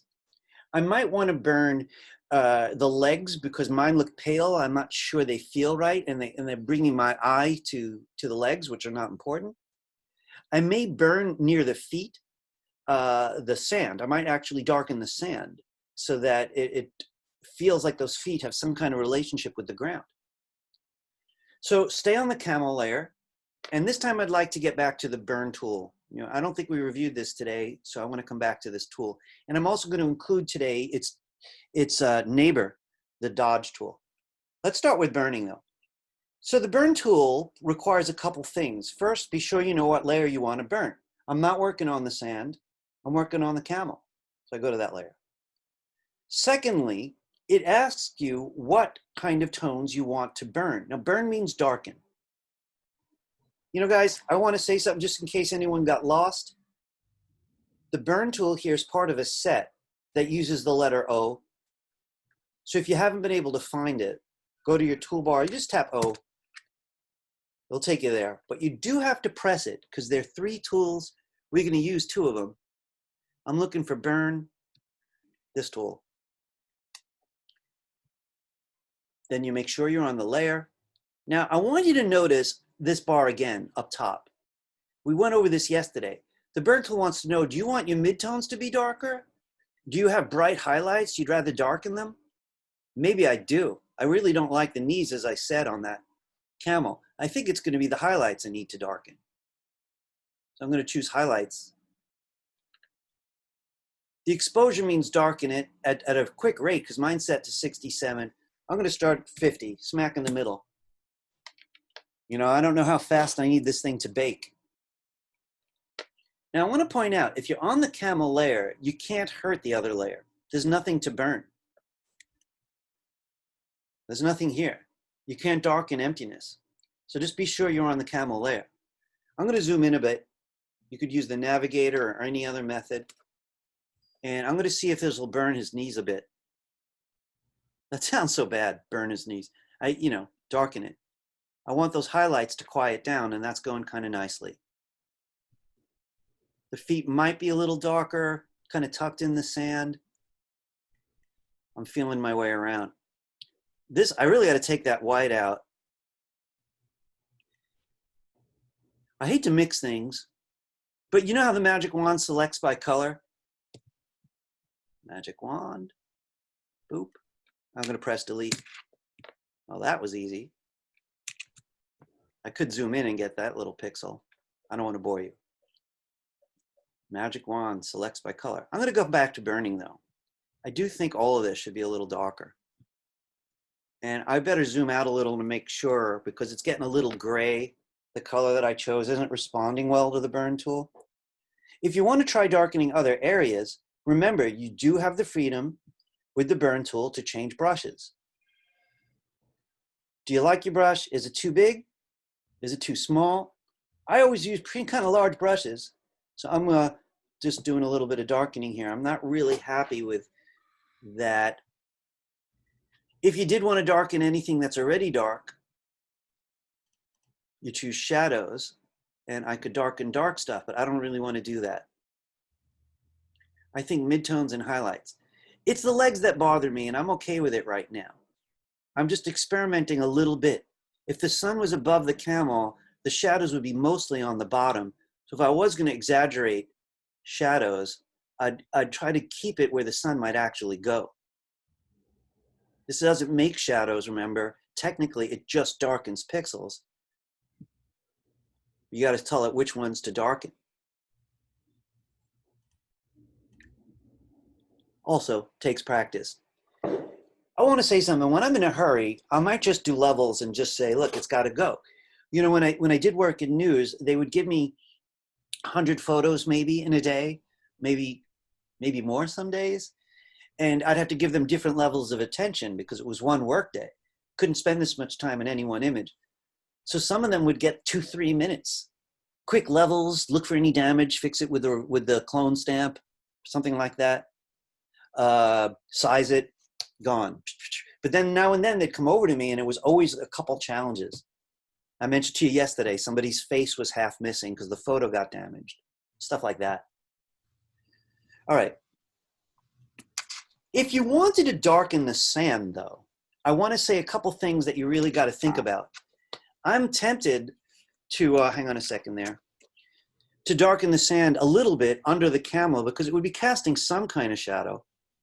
And it's just not easy to do, so it gets me nervous. The other thing is if I put a shadow on the sand and then I choose to move the camel later, it's going to leave the shadow behind. There's a lot of solutions that are possible here. But right now, I just want you to make sure you got the camel where you want it before we start messing with the sand underneath it. So this would be your chance to move it if you want. I'm going to leave mine. I'm okay with where it is. All right. When you're ready, we're going to make the sand look like there's an object on it. So we're going to go to the bottom layer, the desert layer. We're going to use the burn tool again because we want to darken. I don't want to forget today, I do want to show you the dodge tool. And we have a half an hour, so we're all right. The thing is, like, to get a shadow is always a headache, you know, and I'll really try to keep it minimal. You know, it's like the shape of this camel is so odd and the angle of the sun is a little unclear. It definitely seems to be a little to the left and way in the distance. So maybe the shadow would be a little bit more over here than the other side. But in any case, I'm on the desert layer, got the burn tool.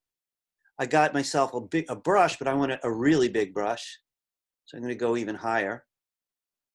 I click return to get out of there. I think that's big enough. I definitely want a soft brush because if I got hardness, I want to show you a good example about hardness. Can you watch this for a minute? If I burn with a really sharp edged brush, I could see the edges. So I don't really want to do that. If I burn with a soft edge brush, I can't see the edges, so it's much more believable.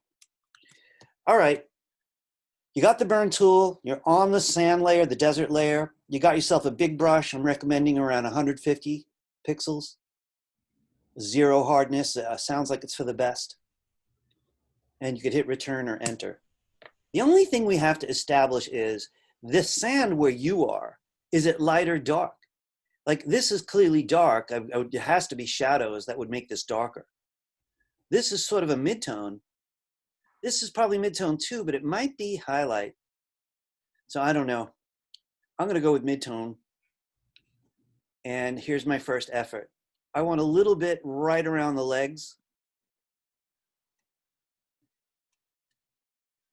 I might get brave. I could always Command Z or use the history palette and try to cast a bit of a shadow. I'll Command Z anytime that feels less than fulfilling.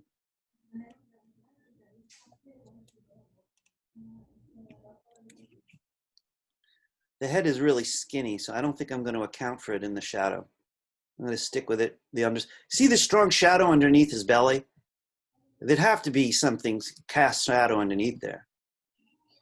So I have to say it's not easy to do, and there's other ways I could do it by painting with the rubber stamp and borrowing from dark stuff. I want to stop for a minute, and I just want to say something about a plan B if you're not happy with this approach.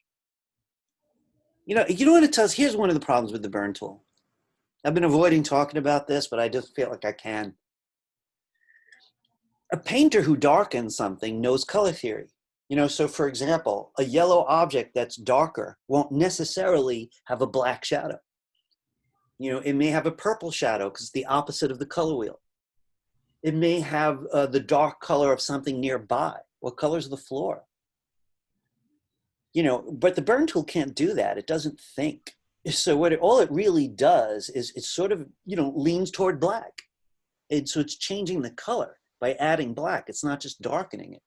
So sometimes it's perfect, sometimes it isn't. It's a little frustrating. So another plan that's kind of difficult, but might work, would be to switch back to the other tool we were playing with today, the clone. Now you might remember that the clone borrows pixels from the same layer. I need a small brush right now. I'm going to just back up because that brush just looked huge. I don't know what I did. I must have hit something on my keyboard. I'm back where I suggested, roughly. I could say, is there any shadow near here? I don't know. This part's dark way on the right. I'm going to try it. I'm going to option click this. And I'm going to, you know, try that for shadow. Hang on a second there. Try that one more time. Option click.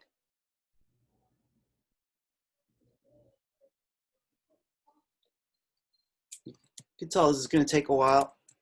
And I'm going to drop it in a couple minutes. So I got to tell you, if I was doing this, I'd probably sculpt that by borrowing light pixels too, you know, now and then, and trying to sculpt that shape. I want to avoid it getting too complicated because I don't want people looking at the shadow. I just want them to accept the camel.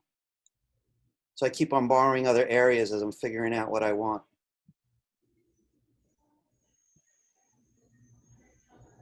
I just got an edge from this area. So I went too far. I don't think I like that.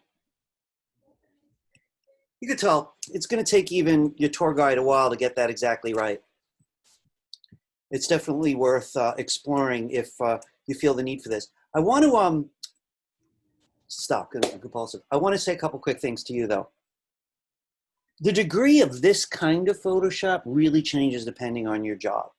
You know, like most of the stuff you see, the photos, for example, if you're working with products, you know, you're selling perfume, you're selling toiletries, you know, soap and whatnot, or you're selling cars, they're going to hire the best photographers to begin with. So there's going to be less repairing on this level. You know, if you're doing more illustration type stuff, then there's a lot of this. All right, I want to do a couple quick things fast before we start wrapping it up. What can we do just for fun? Well, one, we could copy camels. So I never mentioned this before, and I want to show you something now. Could you all go to the camel layer? I want you to get the move tool, which is the most ordinary tool in the program. You know, you're just dragging stuff around. So you already know you could move the camel, and I'd leave my shadows behind. I almost get away with it here, but I'm going to put them back with Command Z or the history palette. Why did I bring this tool up, the move tool? Because if you hold down Option or Alt, look what it does.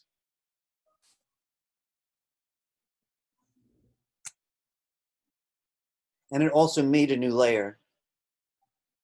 So if you want more camels, go to a camel layer, because now I have two. Get your move tool, hold on Alt on Windows, Option on a Mac. Keep it down while you're dragging with the move tool. And let go of your mouse first, or your touchpad. You let go of the Alt key last. Now what's interesting about this is I could even work in the background. I got a flying camel for a minute, but it's on its own layer. I could always do Command T.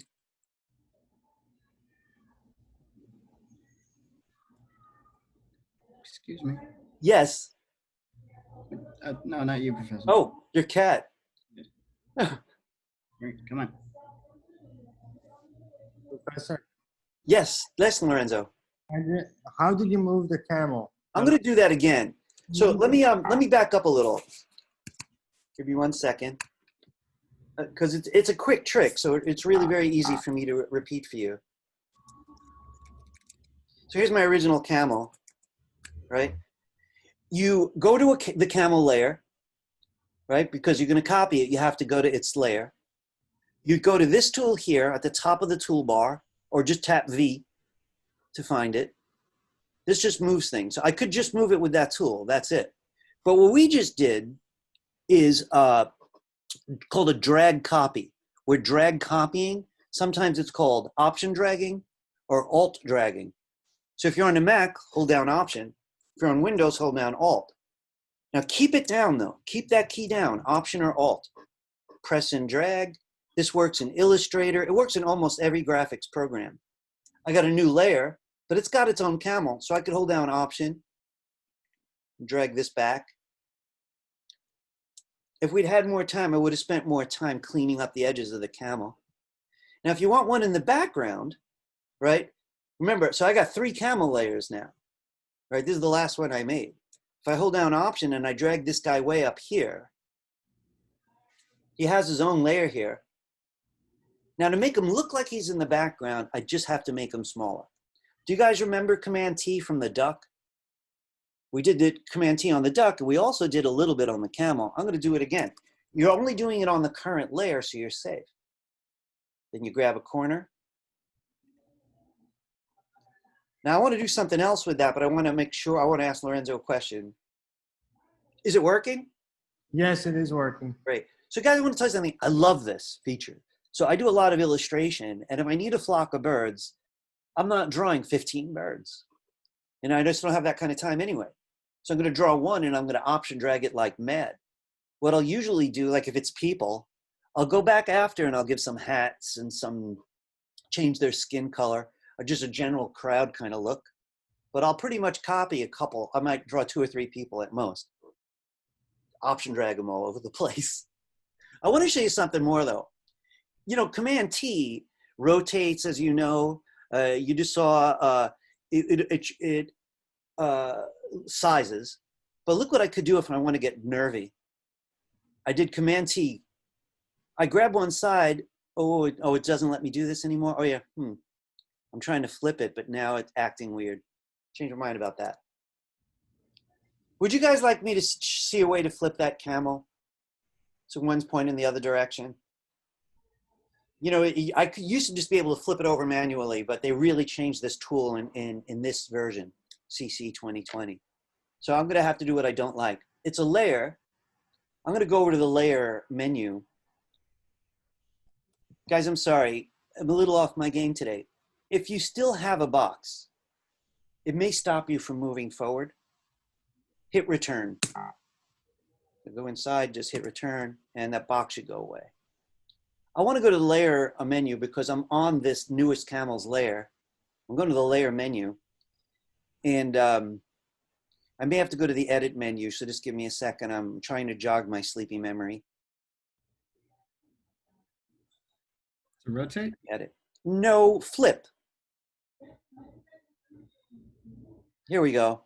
Edit menu, transform, flip horizontal. Jonathan or any Windows person, could you tell me if it's there on Windows? It is. Same place? Yep, edit, transform, Great. horizontal. Edit, transform, flip horizontal. It's a little bit of a nuisance if you ask me. But at this point, if I wanted to, I could copy that camel. There's some kind of weird migration going on. So I just want to point a couple things out before we wrap it up. If I was really going to do this, I would spend time really thinking through what's working best and what's not. Like the camels in the background, could I make them look further somehow? You know, at this point, it'd be hard to even figure out which is which. Right? I'm poking one in the eye to see, okay, this layer is this guy, you know? Because there's things I could do. I could go, I'm working on this camel for a minute. I just want to make a point. I could darken the ones in the back so they feel further away. I'm going to the one in front of them. Lots of Command L. And there is a way that I could do them all at once, but it's just too much for today. I skipped camels. I would definitely rename these. I'd probably number them, you know, in a way that makes more sense to me. I could even tint those if I wanted to differently. Oh, that looks pretty cool in the distance. I want to stop for a minute. You know, when we were doing HTML, I was really kind of pacing. I wanted to make sure not to overwhelm anyone. I feel like today, I'm not sure if I got the right rhythm exactly, but this is what's on my mind. We're reviewing. The only thing that was completely new today was, so far, was the clone stamp, right? Oh yeah, I can, and option dragging, alt dragging to make copies, right? But the rest was pretty much the same. So my goal is not really to give people color by numbers, you know, put the green here, wherever you see a 6, wherever you see a letter G. No, it's to stimulate. You know, if we could screen share all at once, I'd love everyone to show me their screens at once. You know, we could all see what our Camel situations look like. Wow, that would be too cool. I got to talk to Zoom about that. It'd be perfect for art classes. But really, I'm just throwing out ideas. Oh, look. Hey, thanks, Jalen. That does look good. I think those pinkish camels look great on that blue background. They really remind me of pink flamingos on a lawn with their pink Thank camels you. in a desert. Yeah, it looks great. So she's got a 2-phone thing going. That's smart. That's smart. Okay, I promised to do one thing that I forgot. I hope you guys could bear with just one more little trick. We're going to have to pick the camel carefully now. Because if you're like me, you got camels all over the place now, right? So could you go down to your first camel? Because at least you know which one that is. And if you're not sure, once you've gone down to that layer, poke it in the eye and see if that one disappears. All right, so you know as a fact which camel we're going to be working on. You know, so you could pick a different one if you want, but I want to show you how you lighten parts of the camel. My whole image got kind of dark. I focused on all this darkening. So I'm using this guy that I keep turning on and off. And I came down there. Next, I want to zoom in on him. So I think I'm going to get my navigator, which I put out. By the way, this symbol here is the navigator. So if you're seeing this thing that looks like a captain's wheel, so I'm just zooming in.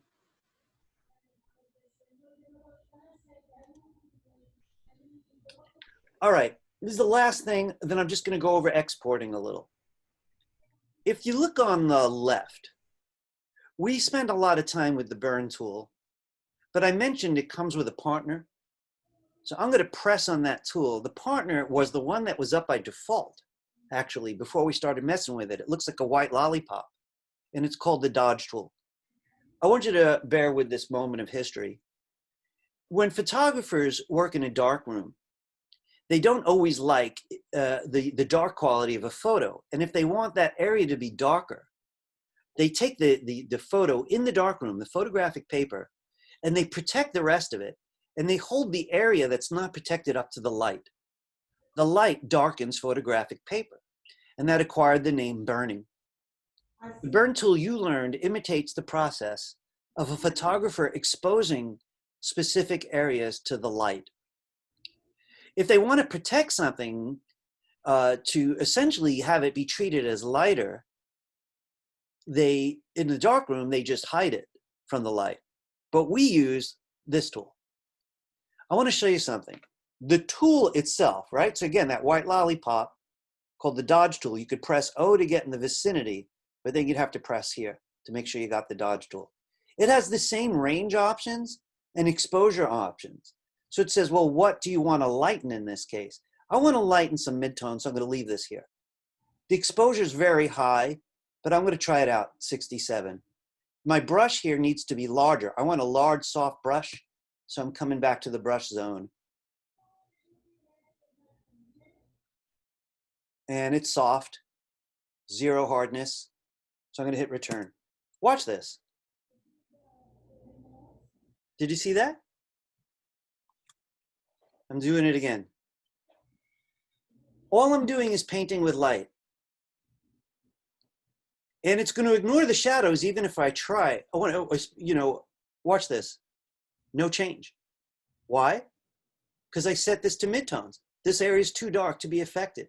This is the range I'm working on. So I won't get any mileage out of the shadows. I don't want to lighten my shadows. I want to lighten either the midtones or the highlights. I'm starting with midtones. I better back up a little bit and just see. Do I like it? I do. The only thing is, if I'm really going to do that kind of thing, which I really think is looking pretty good, I'm going to have to go to his friends. So I have to figure out which layers they're on. You know, I don't know though. You know, again, we're so used to things that are artificial. You know, next time you're watching a night scene where someone's sleeping, ask yourself if you could sleep in a room that light.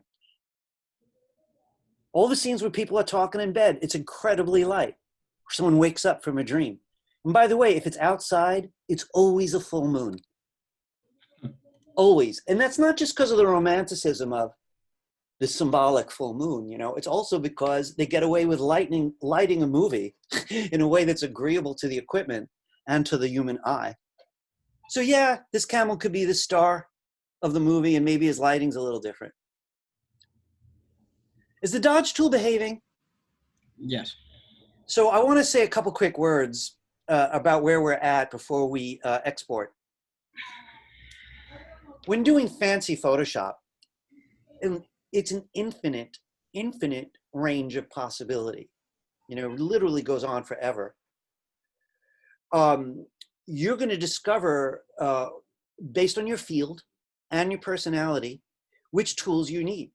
Now, what I've been focusing on tools that work well with just what we call photo correction, which is a weird word, photo correction, as well as flat out fantasy. Photo correction means that there was a flaw. You could blame the photographer, you could blame the camera, you could blame circumstance. Something's not sharp enough, something's too blurry, something's too light, something's too dark, something that someone had a scar that doesn't fit the scene. So you're going to do certain things over and over again. Levels. I want to be clear that some advanced people prefer curves. We're not going to cover curves. I'm sure it's all over YouTube tutorials. Levels is fabulous. But that was for lights and darks. But then when we needed to get detailed, we had to do it by hand. So we switched to dodge and burn, which come as a set. Dodge, lighten, burn, darkens. By the way, don't use them in the same spot. It gets messy and ugly. It just looks indecisive. We worked a little bit with sizing, mostly by using image menu, image size. Monday, I really need to include this tool called the crop tool, because image size is good if you like the shape. I just want to point out, what if I needed a square photo? Right, so there's got to be a tool that's going to help me work with that. So that's a little bit more that we're going to have to do on Monday. All right, I want to go over saving smart. Now, this document becomes super important because I could choose camels to get rid of. If I want, I could move things around. The layers give me all kinds of freedom of all the many tricks I can do. So it's precious. Your newspaper, your magazine, your website, your movie people, your animators, they may or may not want it. They may want an output, an exported file type. If this is for a movie poster, for example, it's going in the subway, gonna, be printed in ink, right? They may want a JPEG, but they may want what's called .eps or .tiff. Just take a peek with me for a minute. Even save as has options of all kinds. So if somebody said, look, I love that PSD of yours, we need a TIFF, I'll save the PSD, come back and save a TIFF. Even a GIF. All right, now this is what I want to do with you today. Could you just save plain old one more time? Command S or file menu save. Forgive me for repeating this. You do that when you already like the name of the file, you already like the format, you already like the folder. Name, file, format. Then you just Command S. But your client in this case is a website, and they're asking you for a JPEG. Now, Lorenzo and I figured something out yesterday. The newer feature didn't work for him, and I would imagine it might not have worked for others of you. You know, and I don't want to get into the surgery inside the computer right now to figure out why. So I want to point something out. Yesterday, I asked everyone to do file menu export. And Lorenzo, you try it again today just to see if you get lucky. Okay. His computer refused yesterday, so I had to show him a different feature. Let's try this one again because the new wave. File menu export, export as. I want to tell you something quickly. When you export as, it remembers. And after that, you could just use this because it'll export using the options you're about to choose. So people have grown to love this. They set this once, and then after that, they just go, come here, and it'll export it according to your options. We're going to go right to export as, make our own choices. Now, Lorenzo's window was showing up black yesterday. You know, couldn't see anything, so I showed him a second option, which I'm going to do with everybody in a minute. But if you're seeing all of this, here's where you'd pick your format to export, and it's only offering us a few. PNG if there's transparency, GIF if I'm okay with only 200 colors. It's really not good for photography. SVG I don't know as much about. It's on the rise. I don't want to comment right now because I don't know enough to comment.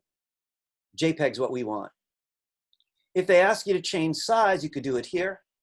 This is for the biggest screen, so a lot of websites are going to love this, and whoever writes the code knows how to write code to make it shrink for everyone smaller.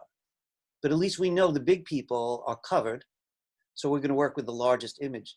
Right now, I'm just asking you to choose JPEG. We made all the good decisions. You just choose JPEG and simply click export. I still have a save window open. That's a little odd. Oh yeah, so it opened my save window. Your teacher's tired, I need a break. See if you still like the name. Now I like using the same name because I know it's a copy of my PSD. The only difference is the PSD's got a million layers. So any changes I'm gonna make, I'm gonna open the PSD. If the client likes what I've got, then you're gonna use the JPEG. So I like the names matching, except for the extension. So I'm gonna save it into the folder. That thing's ready for a website. This one's ready to edit. All right. You know, I want to say, when I ask you guys if you have questions, sometimes you don't, and sometimes you have too many to sort them out. You know, like Photoshop is such a huge thing, you know, that it's the number of questions are just uncountable. What I want to do is demystify it. You know, what do most people know when they say they know Photoshop? The stuff I showed you. They probably get a little bit better at sizing and a couple other tricks. But if you get into the painting crowd, I just want to say a little bit about this for a minute. Digital painters, right? So these are people who may have been trained using oil paint or acrylic paint, but they went digital. They could be working for animation, especially the people who do the backgrounds. They could be just artists of their own. If you follow artists on Instagram, sometimes you can't tell if they're digital or not. Photoshop is the #1 digital painting program. Adobe Illustrator is the #1 digital drawing program. So some people start in one and finish in the other. The thing is about the painters, they have a whole different way of looking at this stuff, and it's utterly fascinating. The comic book artists, for example, they're very mixed. A lot of them use Photoshop. A lot of them use Illustrator. Most of them use one of these. You know, this is a drawing tablet. This one you could actually see. You know, this turns into a monitor. They finally got sort of affordable. So if anyone needs one of these, you should talk to me first. This one here, I'm loving. I think it was $200. But I got to tell you, the ones at school cost $3,000. You know, I was shocked at how good this was. It's called X Pen. For anyone who wants XP Pen, sorry, XP-Pen. I did a lot of research before I chose it. I'm pretty happy with it. It's my 3rd tablet. It's the best one. So again, I want to come back. those are for people who are all about drawing and painting. You know, their careers, their lives. So they have a very different way of seeing the tools, and they would teach you a different class. I just want to say, no matter which way you go, Photoshop's cool. I hope you're enjoying Photoshop. Does anybody have any last-minute Photoshop questions for me? Go ahead, Lorenzo.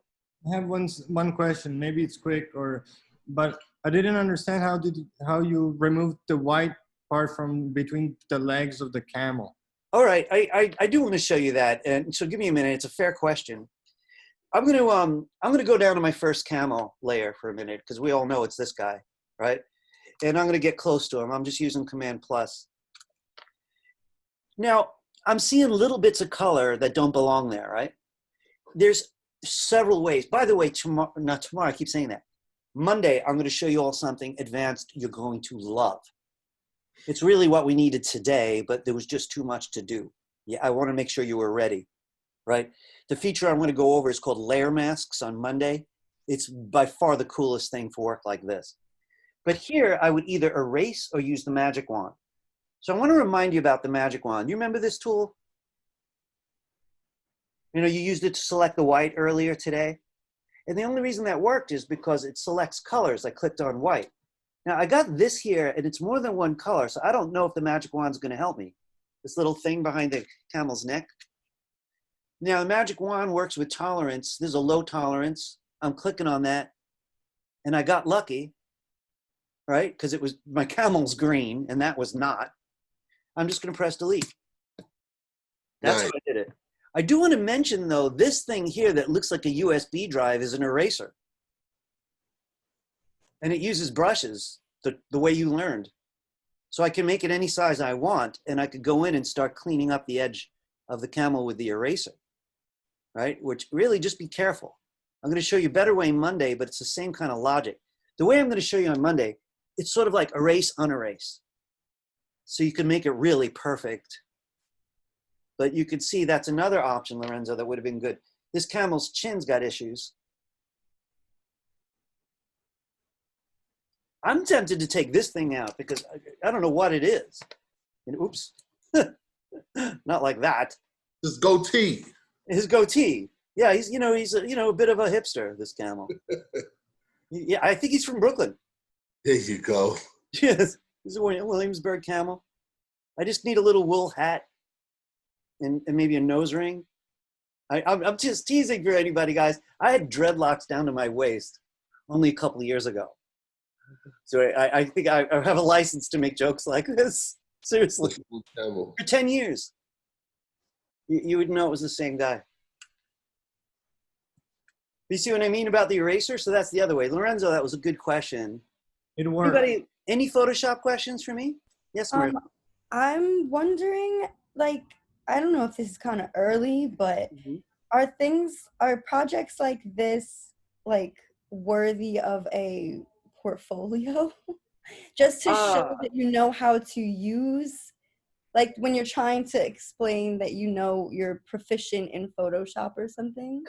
Before I answer, can I ask you, because that question sounds like you've got a master plan. Are you applying to other schools?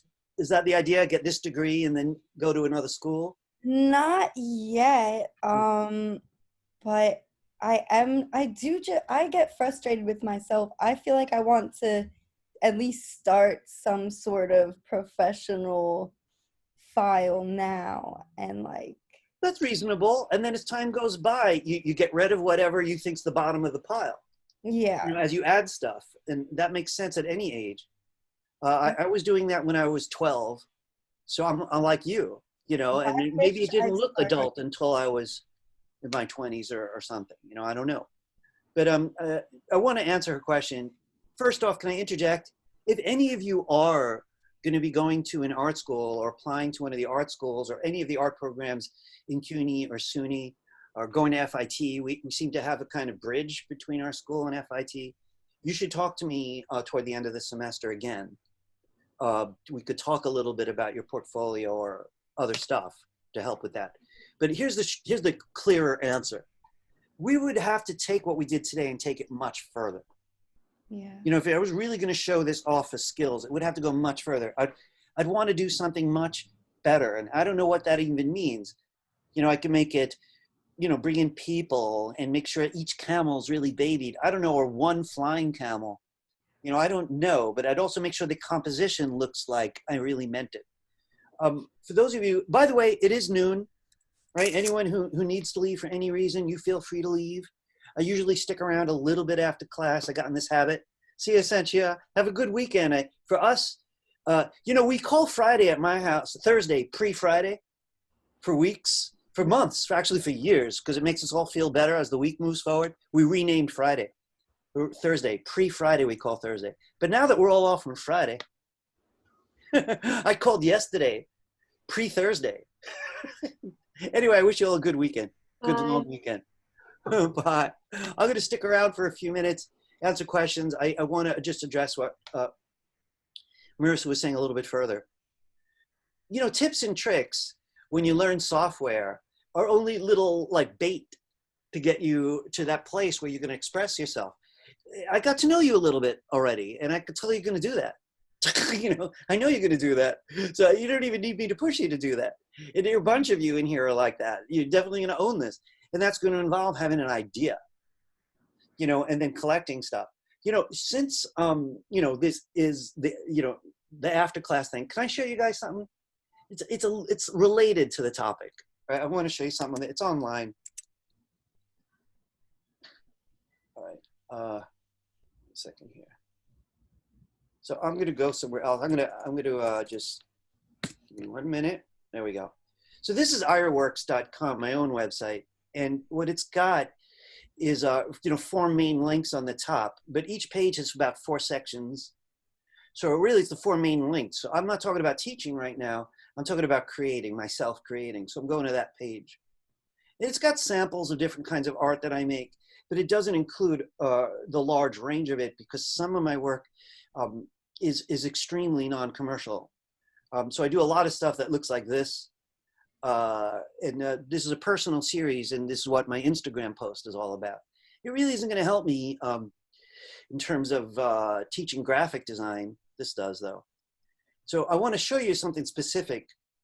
You know, even when I do illustration, like this guy here, I like that. that. You like it? Thank you. Yeah. Thank you. So I do a lot of illustration. It's been close to my heart for years. So I got to tell you a few things that went into play here. I am from Brooklyn, and we don't have rhinos. So the first thing I had to do was look up rhinoceros and collect a folder of them. So I had about 7 rhinos in my folder that I studied. This was made in Illustrator, but I studied the photos.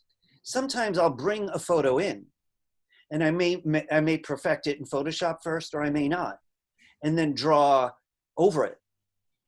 You know, sometimes I'll just look at it. Also, I had a lot of people smoking cigarettes and lighting each other's cigarettes, right? So I just want to point that out. That was even more preparation. That was photographic, you know, photographic. And I just want to mention the background hardly changed. You know, that's a photo that's in Soho, you know, in Manhattan near Prince Street. But it was doctored, you know, altered to go well with the rhinos. So what am I saying is, you know, I could have shown some Illustrator skill with much less than that, but I had to make it my own, you know, so it's not just about the technique. I mean, that's really my larger point. You could tell this is something I spent a lot of time with. I may change this surface. It's really too complicated, but I like everything else about it. The same rhinos. It's a world of rhinos and giraffes. But this album cover, this might have been done all in Photoshop. I think it was. This one here, pretty sure was Illustrator, even though this is photographic. This was brought in from Photoshop and then manipulated. This is one of my favorites, by the way. The Electric Rosenbergs have a dark sense of humor, and this kid should not be in the bathtub with a radio. More Electric Rosenbergs. Anyway, you're always welcome to come look, and if anybody's any questions related to that work, I'm always willing to answer, you know. Anybody have any questions in general just now? about anything, art related, school related. Okay. Well, Yeah. let me just ask. So, like, I Yeah. think my biggest problem is just patience with myself at this point. Like, how long do you feel like when did you feel ready to I like? remember, so I'll answer you, but it's not the same for everyone. But since you're asking me as an individual, uh, Mhm. so I would say I kind of knew I was like addicted to this kind of stuff at about 12, right? So by the time I was in high school, I was like, gee, am I going to really be an artist or what? And everyone's saying I'm going to starve. So I didn't really commit. But I guess I did because I got the equipment. I found ways to get the books and shake the right hands and ask the right questions. And even as early as 14.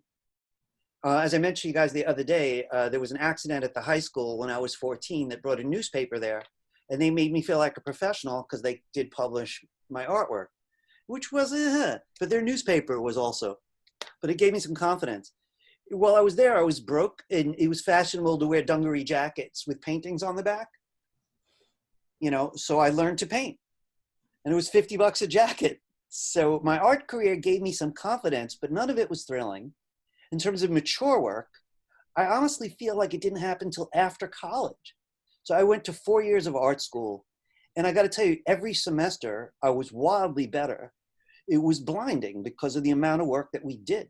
So by the time I graduated, I still wasn't cooked, really, but I did have a lot more skills and a lot more information at my fingertips. Okay. I was not ready to starve, and I was lazy and did not know how to work in anything but art. So I thought maybe I'll get a master's degree, which I did but I went to 3 schools to get that 2-year degree. You know, so it was a lot of shifting around. Okay. But I would say the first painting, the first piece of art that looked, actually I did some very mature cartoons at early ages. But after that, the next most mature art was one portrait at the age of 18. Some weird moment where I was 10 years ahead of myself. You know, one portrait. That didn't happen again for 5 years. So when I was about 23, I started to be able to do it again and again. You know, and by then I was doing landscape paintings.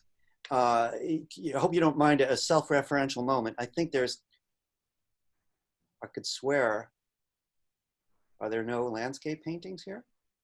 Boy, that's stupid. Oh, well, I guess I didn't want to do it because they were too old. In any case, I was going outside painting every day, you know, all the time. And I was able to actually do a lot. There's no market for that. But to be honest, those were the first mature paintings, about 23, 24. Listen, I don't want to be brutal. And commercial people in the room, give me a chance to talk to you directly. This is a guy who didn't know what I wanted out of art. I knew for a couple of years worth.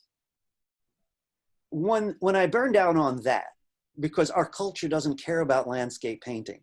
Right. Right? I just got to be blunt. Just doesn't care about it. And when I started to burn out on that truth, and that there'd never be a way to make a living no matter how good I got at it, I coincidentally became interested in modern art. It often happens to someone in their late 20s, you know? So I'm 25 at this point, 20, around there. And I started doing abstract art for a couple of years. And it was like starting over. You know, the first work was not at all impressive. You know, it took me another 3 years to do anything that looked like an adult made it. Okay. Around 26. And then again, it didn't get consistent till I was 30. So I don't want to scare the wits out of anybody. But no, listen, that helps. That like really puts stuff into perspective for me and like how much I should be expecting of myself. man, So, I didn't reach the level where I feel like, oh, this is what I was looking for my whole life until a few years ago. okay. I'm into my 50s. I mean, but then again, I'm talking about like, I'm ready to show, you know, big scale show. But it took, you know, all those years to do that. So I just want to say, to be fair to everybody, it's not like I wasn't making money along that path. You know, so a lot of my stories were on that path. You know, I didn't mean to work in news. I was starting to do graphic design, and I had a lot of fine art friends that were all finding ways to make a living. One of them was at a newspaper and she had to go away. and recommended me. And the next thing you know, I became this news guy. You know, they just adopted me and then they kept me there. And then they eventually made me an editor and flew me to another country to help with a project. And it was punchy. I was like, wow, I wasn't used to that kind of treatment. So it was lots of little stories like that, little whiles in advertising and a little while in this. And before you knew it, I was a multimedia guy because fate did that. There wasn't a major yet, multimedia. You know, it was all taught by people like me who would like, that just happened. You know, and then there's like other things, personality. I bet you there's some musicians in the class probably. I'm sure there's writers and photographers. And I'm interested in all those things. So after a while, I kept getting other opportunities to tie in almost everything. Almost. So, you know, all you need is something to surf to the next place. You know, and sometimes in school, that's waiting tables at a restaurant or working in a bookstore or putting boxes on shelves. And I did all those things. I was a boulder picker in the desert. For real, the worst. I picked olives up in trees for a living. I worked in a plaster factory. That was as bad as the boulders. I was the world's worst waiter. I lasted 2 days in a diner. Yeah, I can't do restaurants either. Oh my God. I was just so bad. I can't remember faces. You guys haven't picked up on that yet because your names are in Zoom. So I get to fake it, but I can't remember faces. So like each of those things, I don't know, they made me work harder as an artist because I realized after a while I wasn't going to survive. I just was not good at anything other than art. You know, I just didn't have what other people had. I couldn't work in a factory and be able to pull it off. Not only because I lost patience, I just wasn't any good at it. Right. So I'm getting worried that I'm not very good at the art aspect of things, but I'm trying to, like, I'm taking a lot of design classes and I like design, but like drawing myself, like I'm not. Oh gosh, Hillman Curtis. Hillman Curtis was one of the most famous web designers who ever lived. Really. He also became a multimedia artist. He kept on acquiring other skills, but one thing he could never do was draw. And here's the weirdest part. He was most famous for animated websites. Right. It's like how Steve Jobs didn't write any code, right? I didn't know that. I think that's true. I would have to check that again, but I might be mixing that up. But Hillman Curtis couldn't draw. So he was like, well, it just made me learn more about photos and more about movies. And all his websites were the most clever way of using photography and video.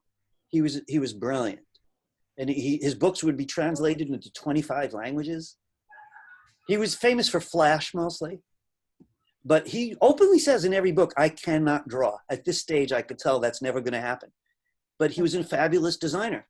So it's interesting. A lot of designers do draw. And all it does for them many times is build visual sensitivity. Just makes them more and more sensitive. So whether or not a person can draw, like people are going to like your drawings, isn't really the point for that crowd.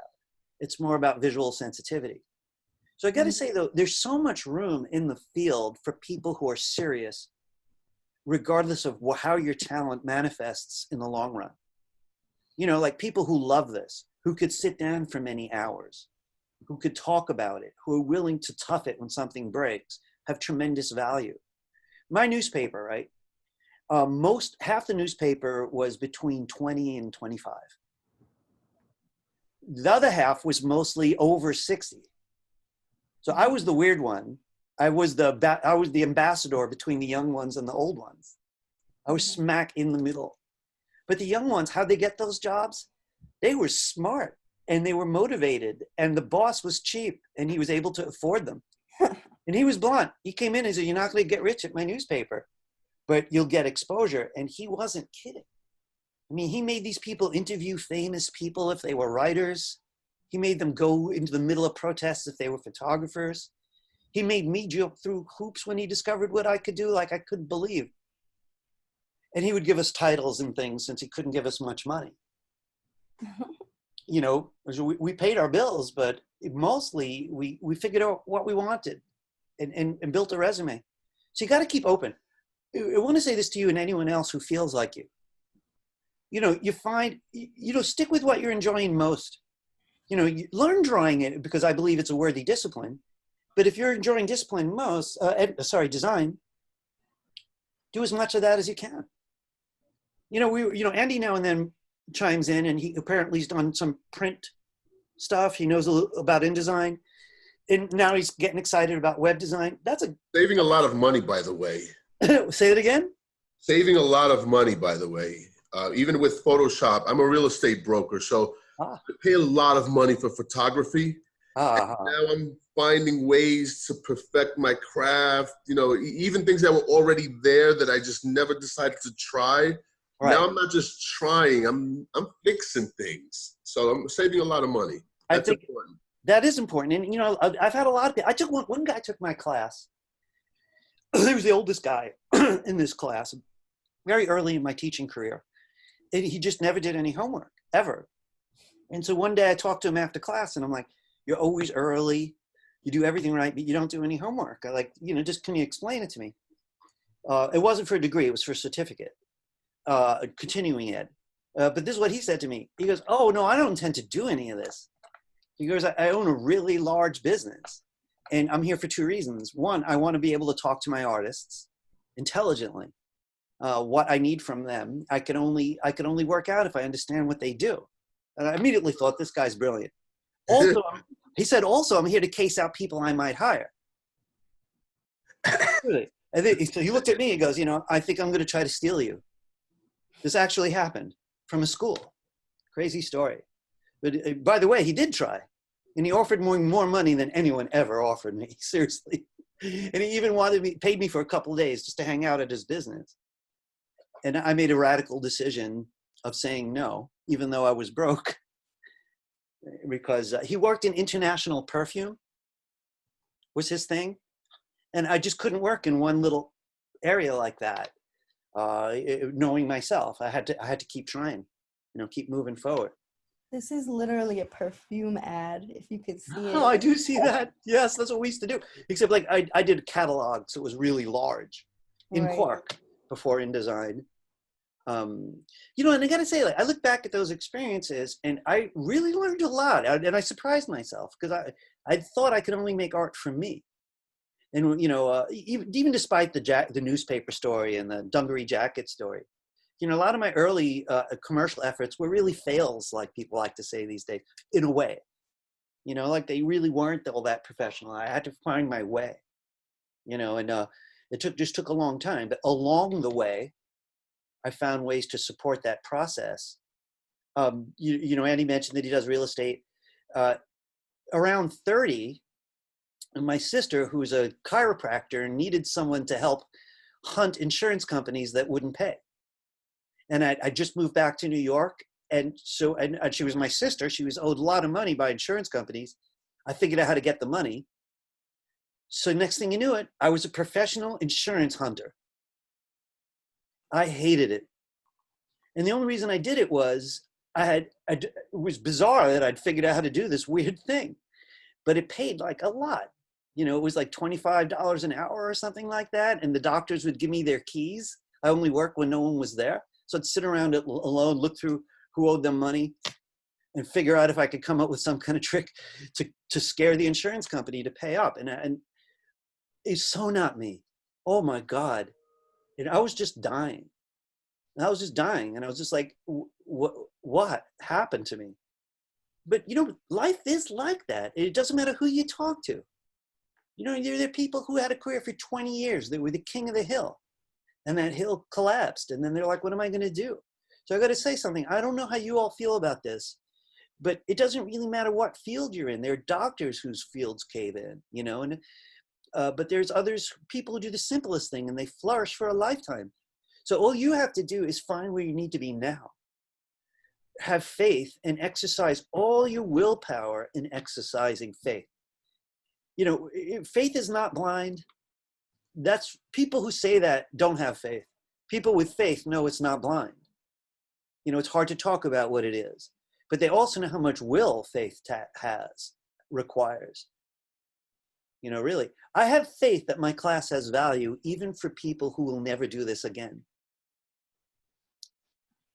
And I know that it will. I've seen the evidence of what it does to a person even if they never touch Photoshop or HTML. Again, so anyway, I want to back up. All I'm saying is, wherever you're at in your life and career right now, you're probably younger than me, right? And I don't even know what I'm going to be doing in a few years. I don't know that I'm going to keep doing this, probably, because I really like doing this. But it all keeps changing. For example, the Instagram, if any of you check it out at Ira Epstein, that was just soul food, really. I made that to deal with my own soul challenges. And I started putting it on Instagram bravely just to see what Instagram was like, but I didn't expect anyone to like it. It wasn't made for anybody to like. So there's 1,600 followers now, and people are like asking stuff that I didn't expect. Do you want to be in this magazine, or are you interested in this project or that project? And I didn't expect that. Maybe there's another career waiting for me. You're unlocking your hidden potential without even realizing it. We're all always doing that unless we choose not to, and people don't realize that that's a choice. I believe that. I live my life knowing that everything I do is to unlock somebody that's hidden in here that's dying to get out. And I got to say, it shows, really, just the way you speak. Thank you. And really this small, this group, for example, here right now, these are people with appetites. I could tell nobody in this little digital room right now has any intention of stopping learning or exploring themselves. And that's why you're all going to succeed in that way, and other ways. But it's like, the decision to stop means a lot of things. For example, it usually comes with a lot of anger, sometimes with a lot of depression. And it definitely comes with a full schedule made of habits, like 4 hours of TV a day, or other weird distractions, a whole bottle of wine every night, and different ways that people get to convince themselves that the brakes are on, but they're not the one who did it. And they always blame it on circumstance. Well, I was born poor. Well, guess what? I was born poor. I was born in the projects. Sure enough, I was born in the projects of Canarsie, in fact. And yes, my parents were broke. Wow, you're really a Brooklynite. You went to the edge of the town. That was the edge. But like, and my folks, they never taught, we didn't know we were poor, we just didn't know. Because we didn't live like that. We found a way to, but anyway, my dad was like yourself and like most of you guys, he was constantly learning. He only had a high school degree, but he was one of the smartest people I ever met because he just never stopped studying. So he kept trying businesses until he succeeded wildly, wildly. Suddenly he was like a real big shot, and he was for the whole end of his life, but he never forgot his roots, and neither did his kids. And then we each had to fend for ourselves when we got out anyway, at least mostly me, because he was like, well, God, we went through all of that and you're going to be an artist? He's like, are you kidding me? Because my parents took us to this country to save us. I worked like a dog to get us out of the projects, and you're going to be an artist? Love you, Dad. But after a while, he came around. He did. He was so proud of me later on. Yeah, really. Like once I started to succeed, that's Dad. And that's Mom. She was also heroic. She was always like, Marty, he's an artist. Just get over it. I wish my parents were like that. Doctor, lawyer, somebody, come on. Well, that's what he wanted. He didn't believe in that, my dad, because he was a self-won businessman. He only believed in business. He got us out of the projects and got very well known because he was brilliant. And so he was like, come on, you got a brain, don't do things with your hands. He always used to say, listen, I love my dad. Don't get me wrong. But you're not always going to get the support for what you want, especially creative people, because not everyone lives that kind of life. So you need friends that are on the inside, people to support you, who understand what your needs are. And you got to make friends, in those areas who get it.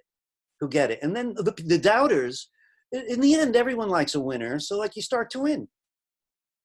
Once I became a professor, forget about it. Suddenly I was everybody's like, I always knew he was going to, it's like, but it wasn't like that.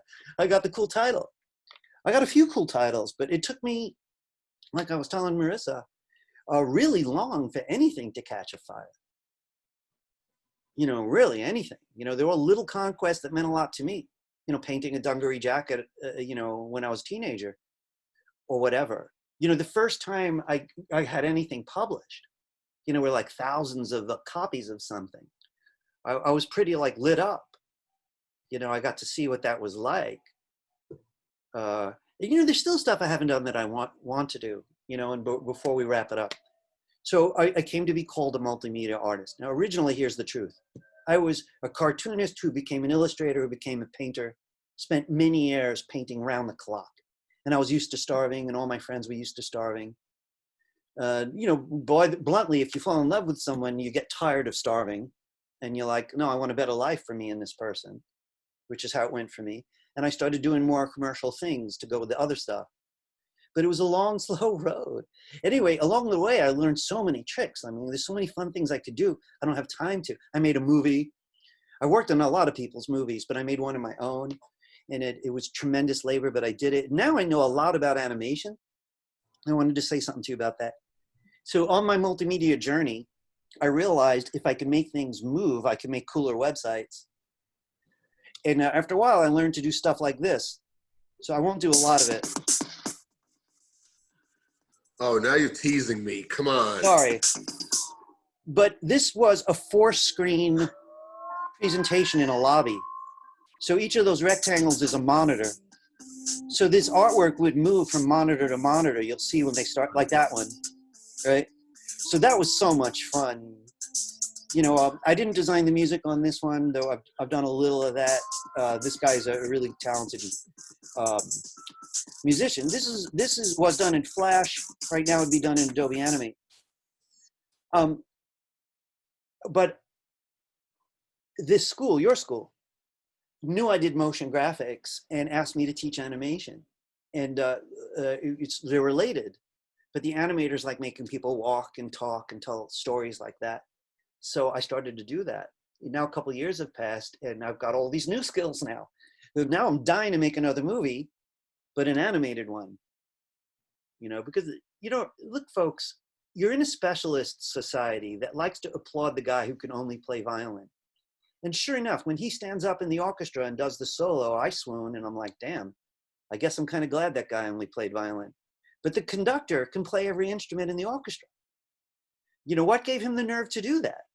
You know, what made him do that? He did it because he had no choice. He was a restless type and he learned all those instruments and became a conductor. So like I realized about myself that I always need a few stations where I'm enjoying it the most in terms of soul stuff, like, you know, maybe making music for a while or whatever, you know, writing for a while. Lately, it's all that stuff on Instagram. But nothing could stop you from stretching out. Doesn't even matter, even if you do get famous for one thing and that one thing pays your bills. You know the filmmaker David Lynch, anybody?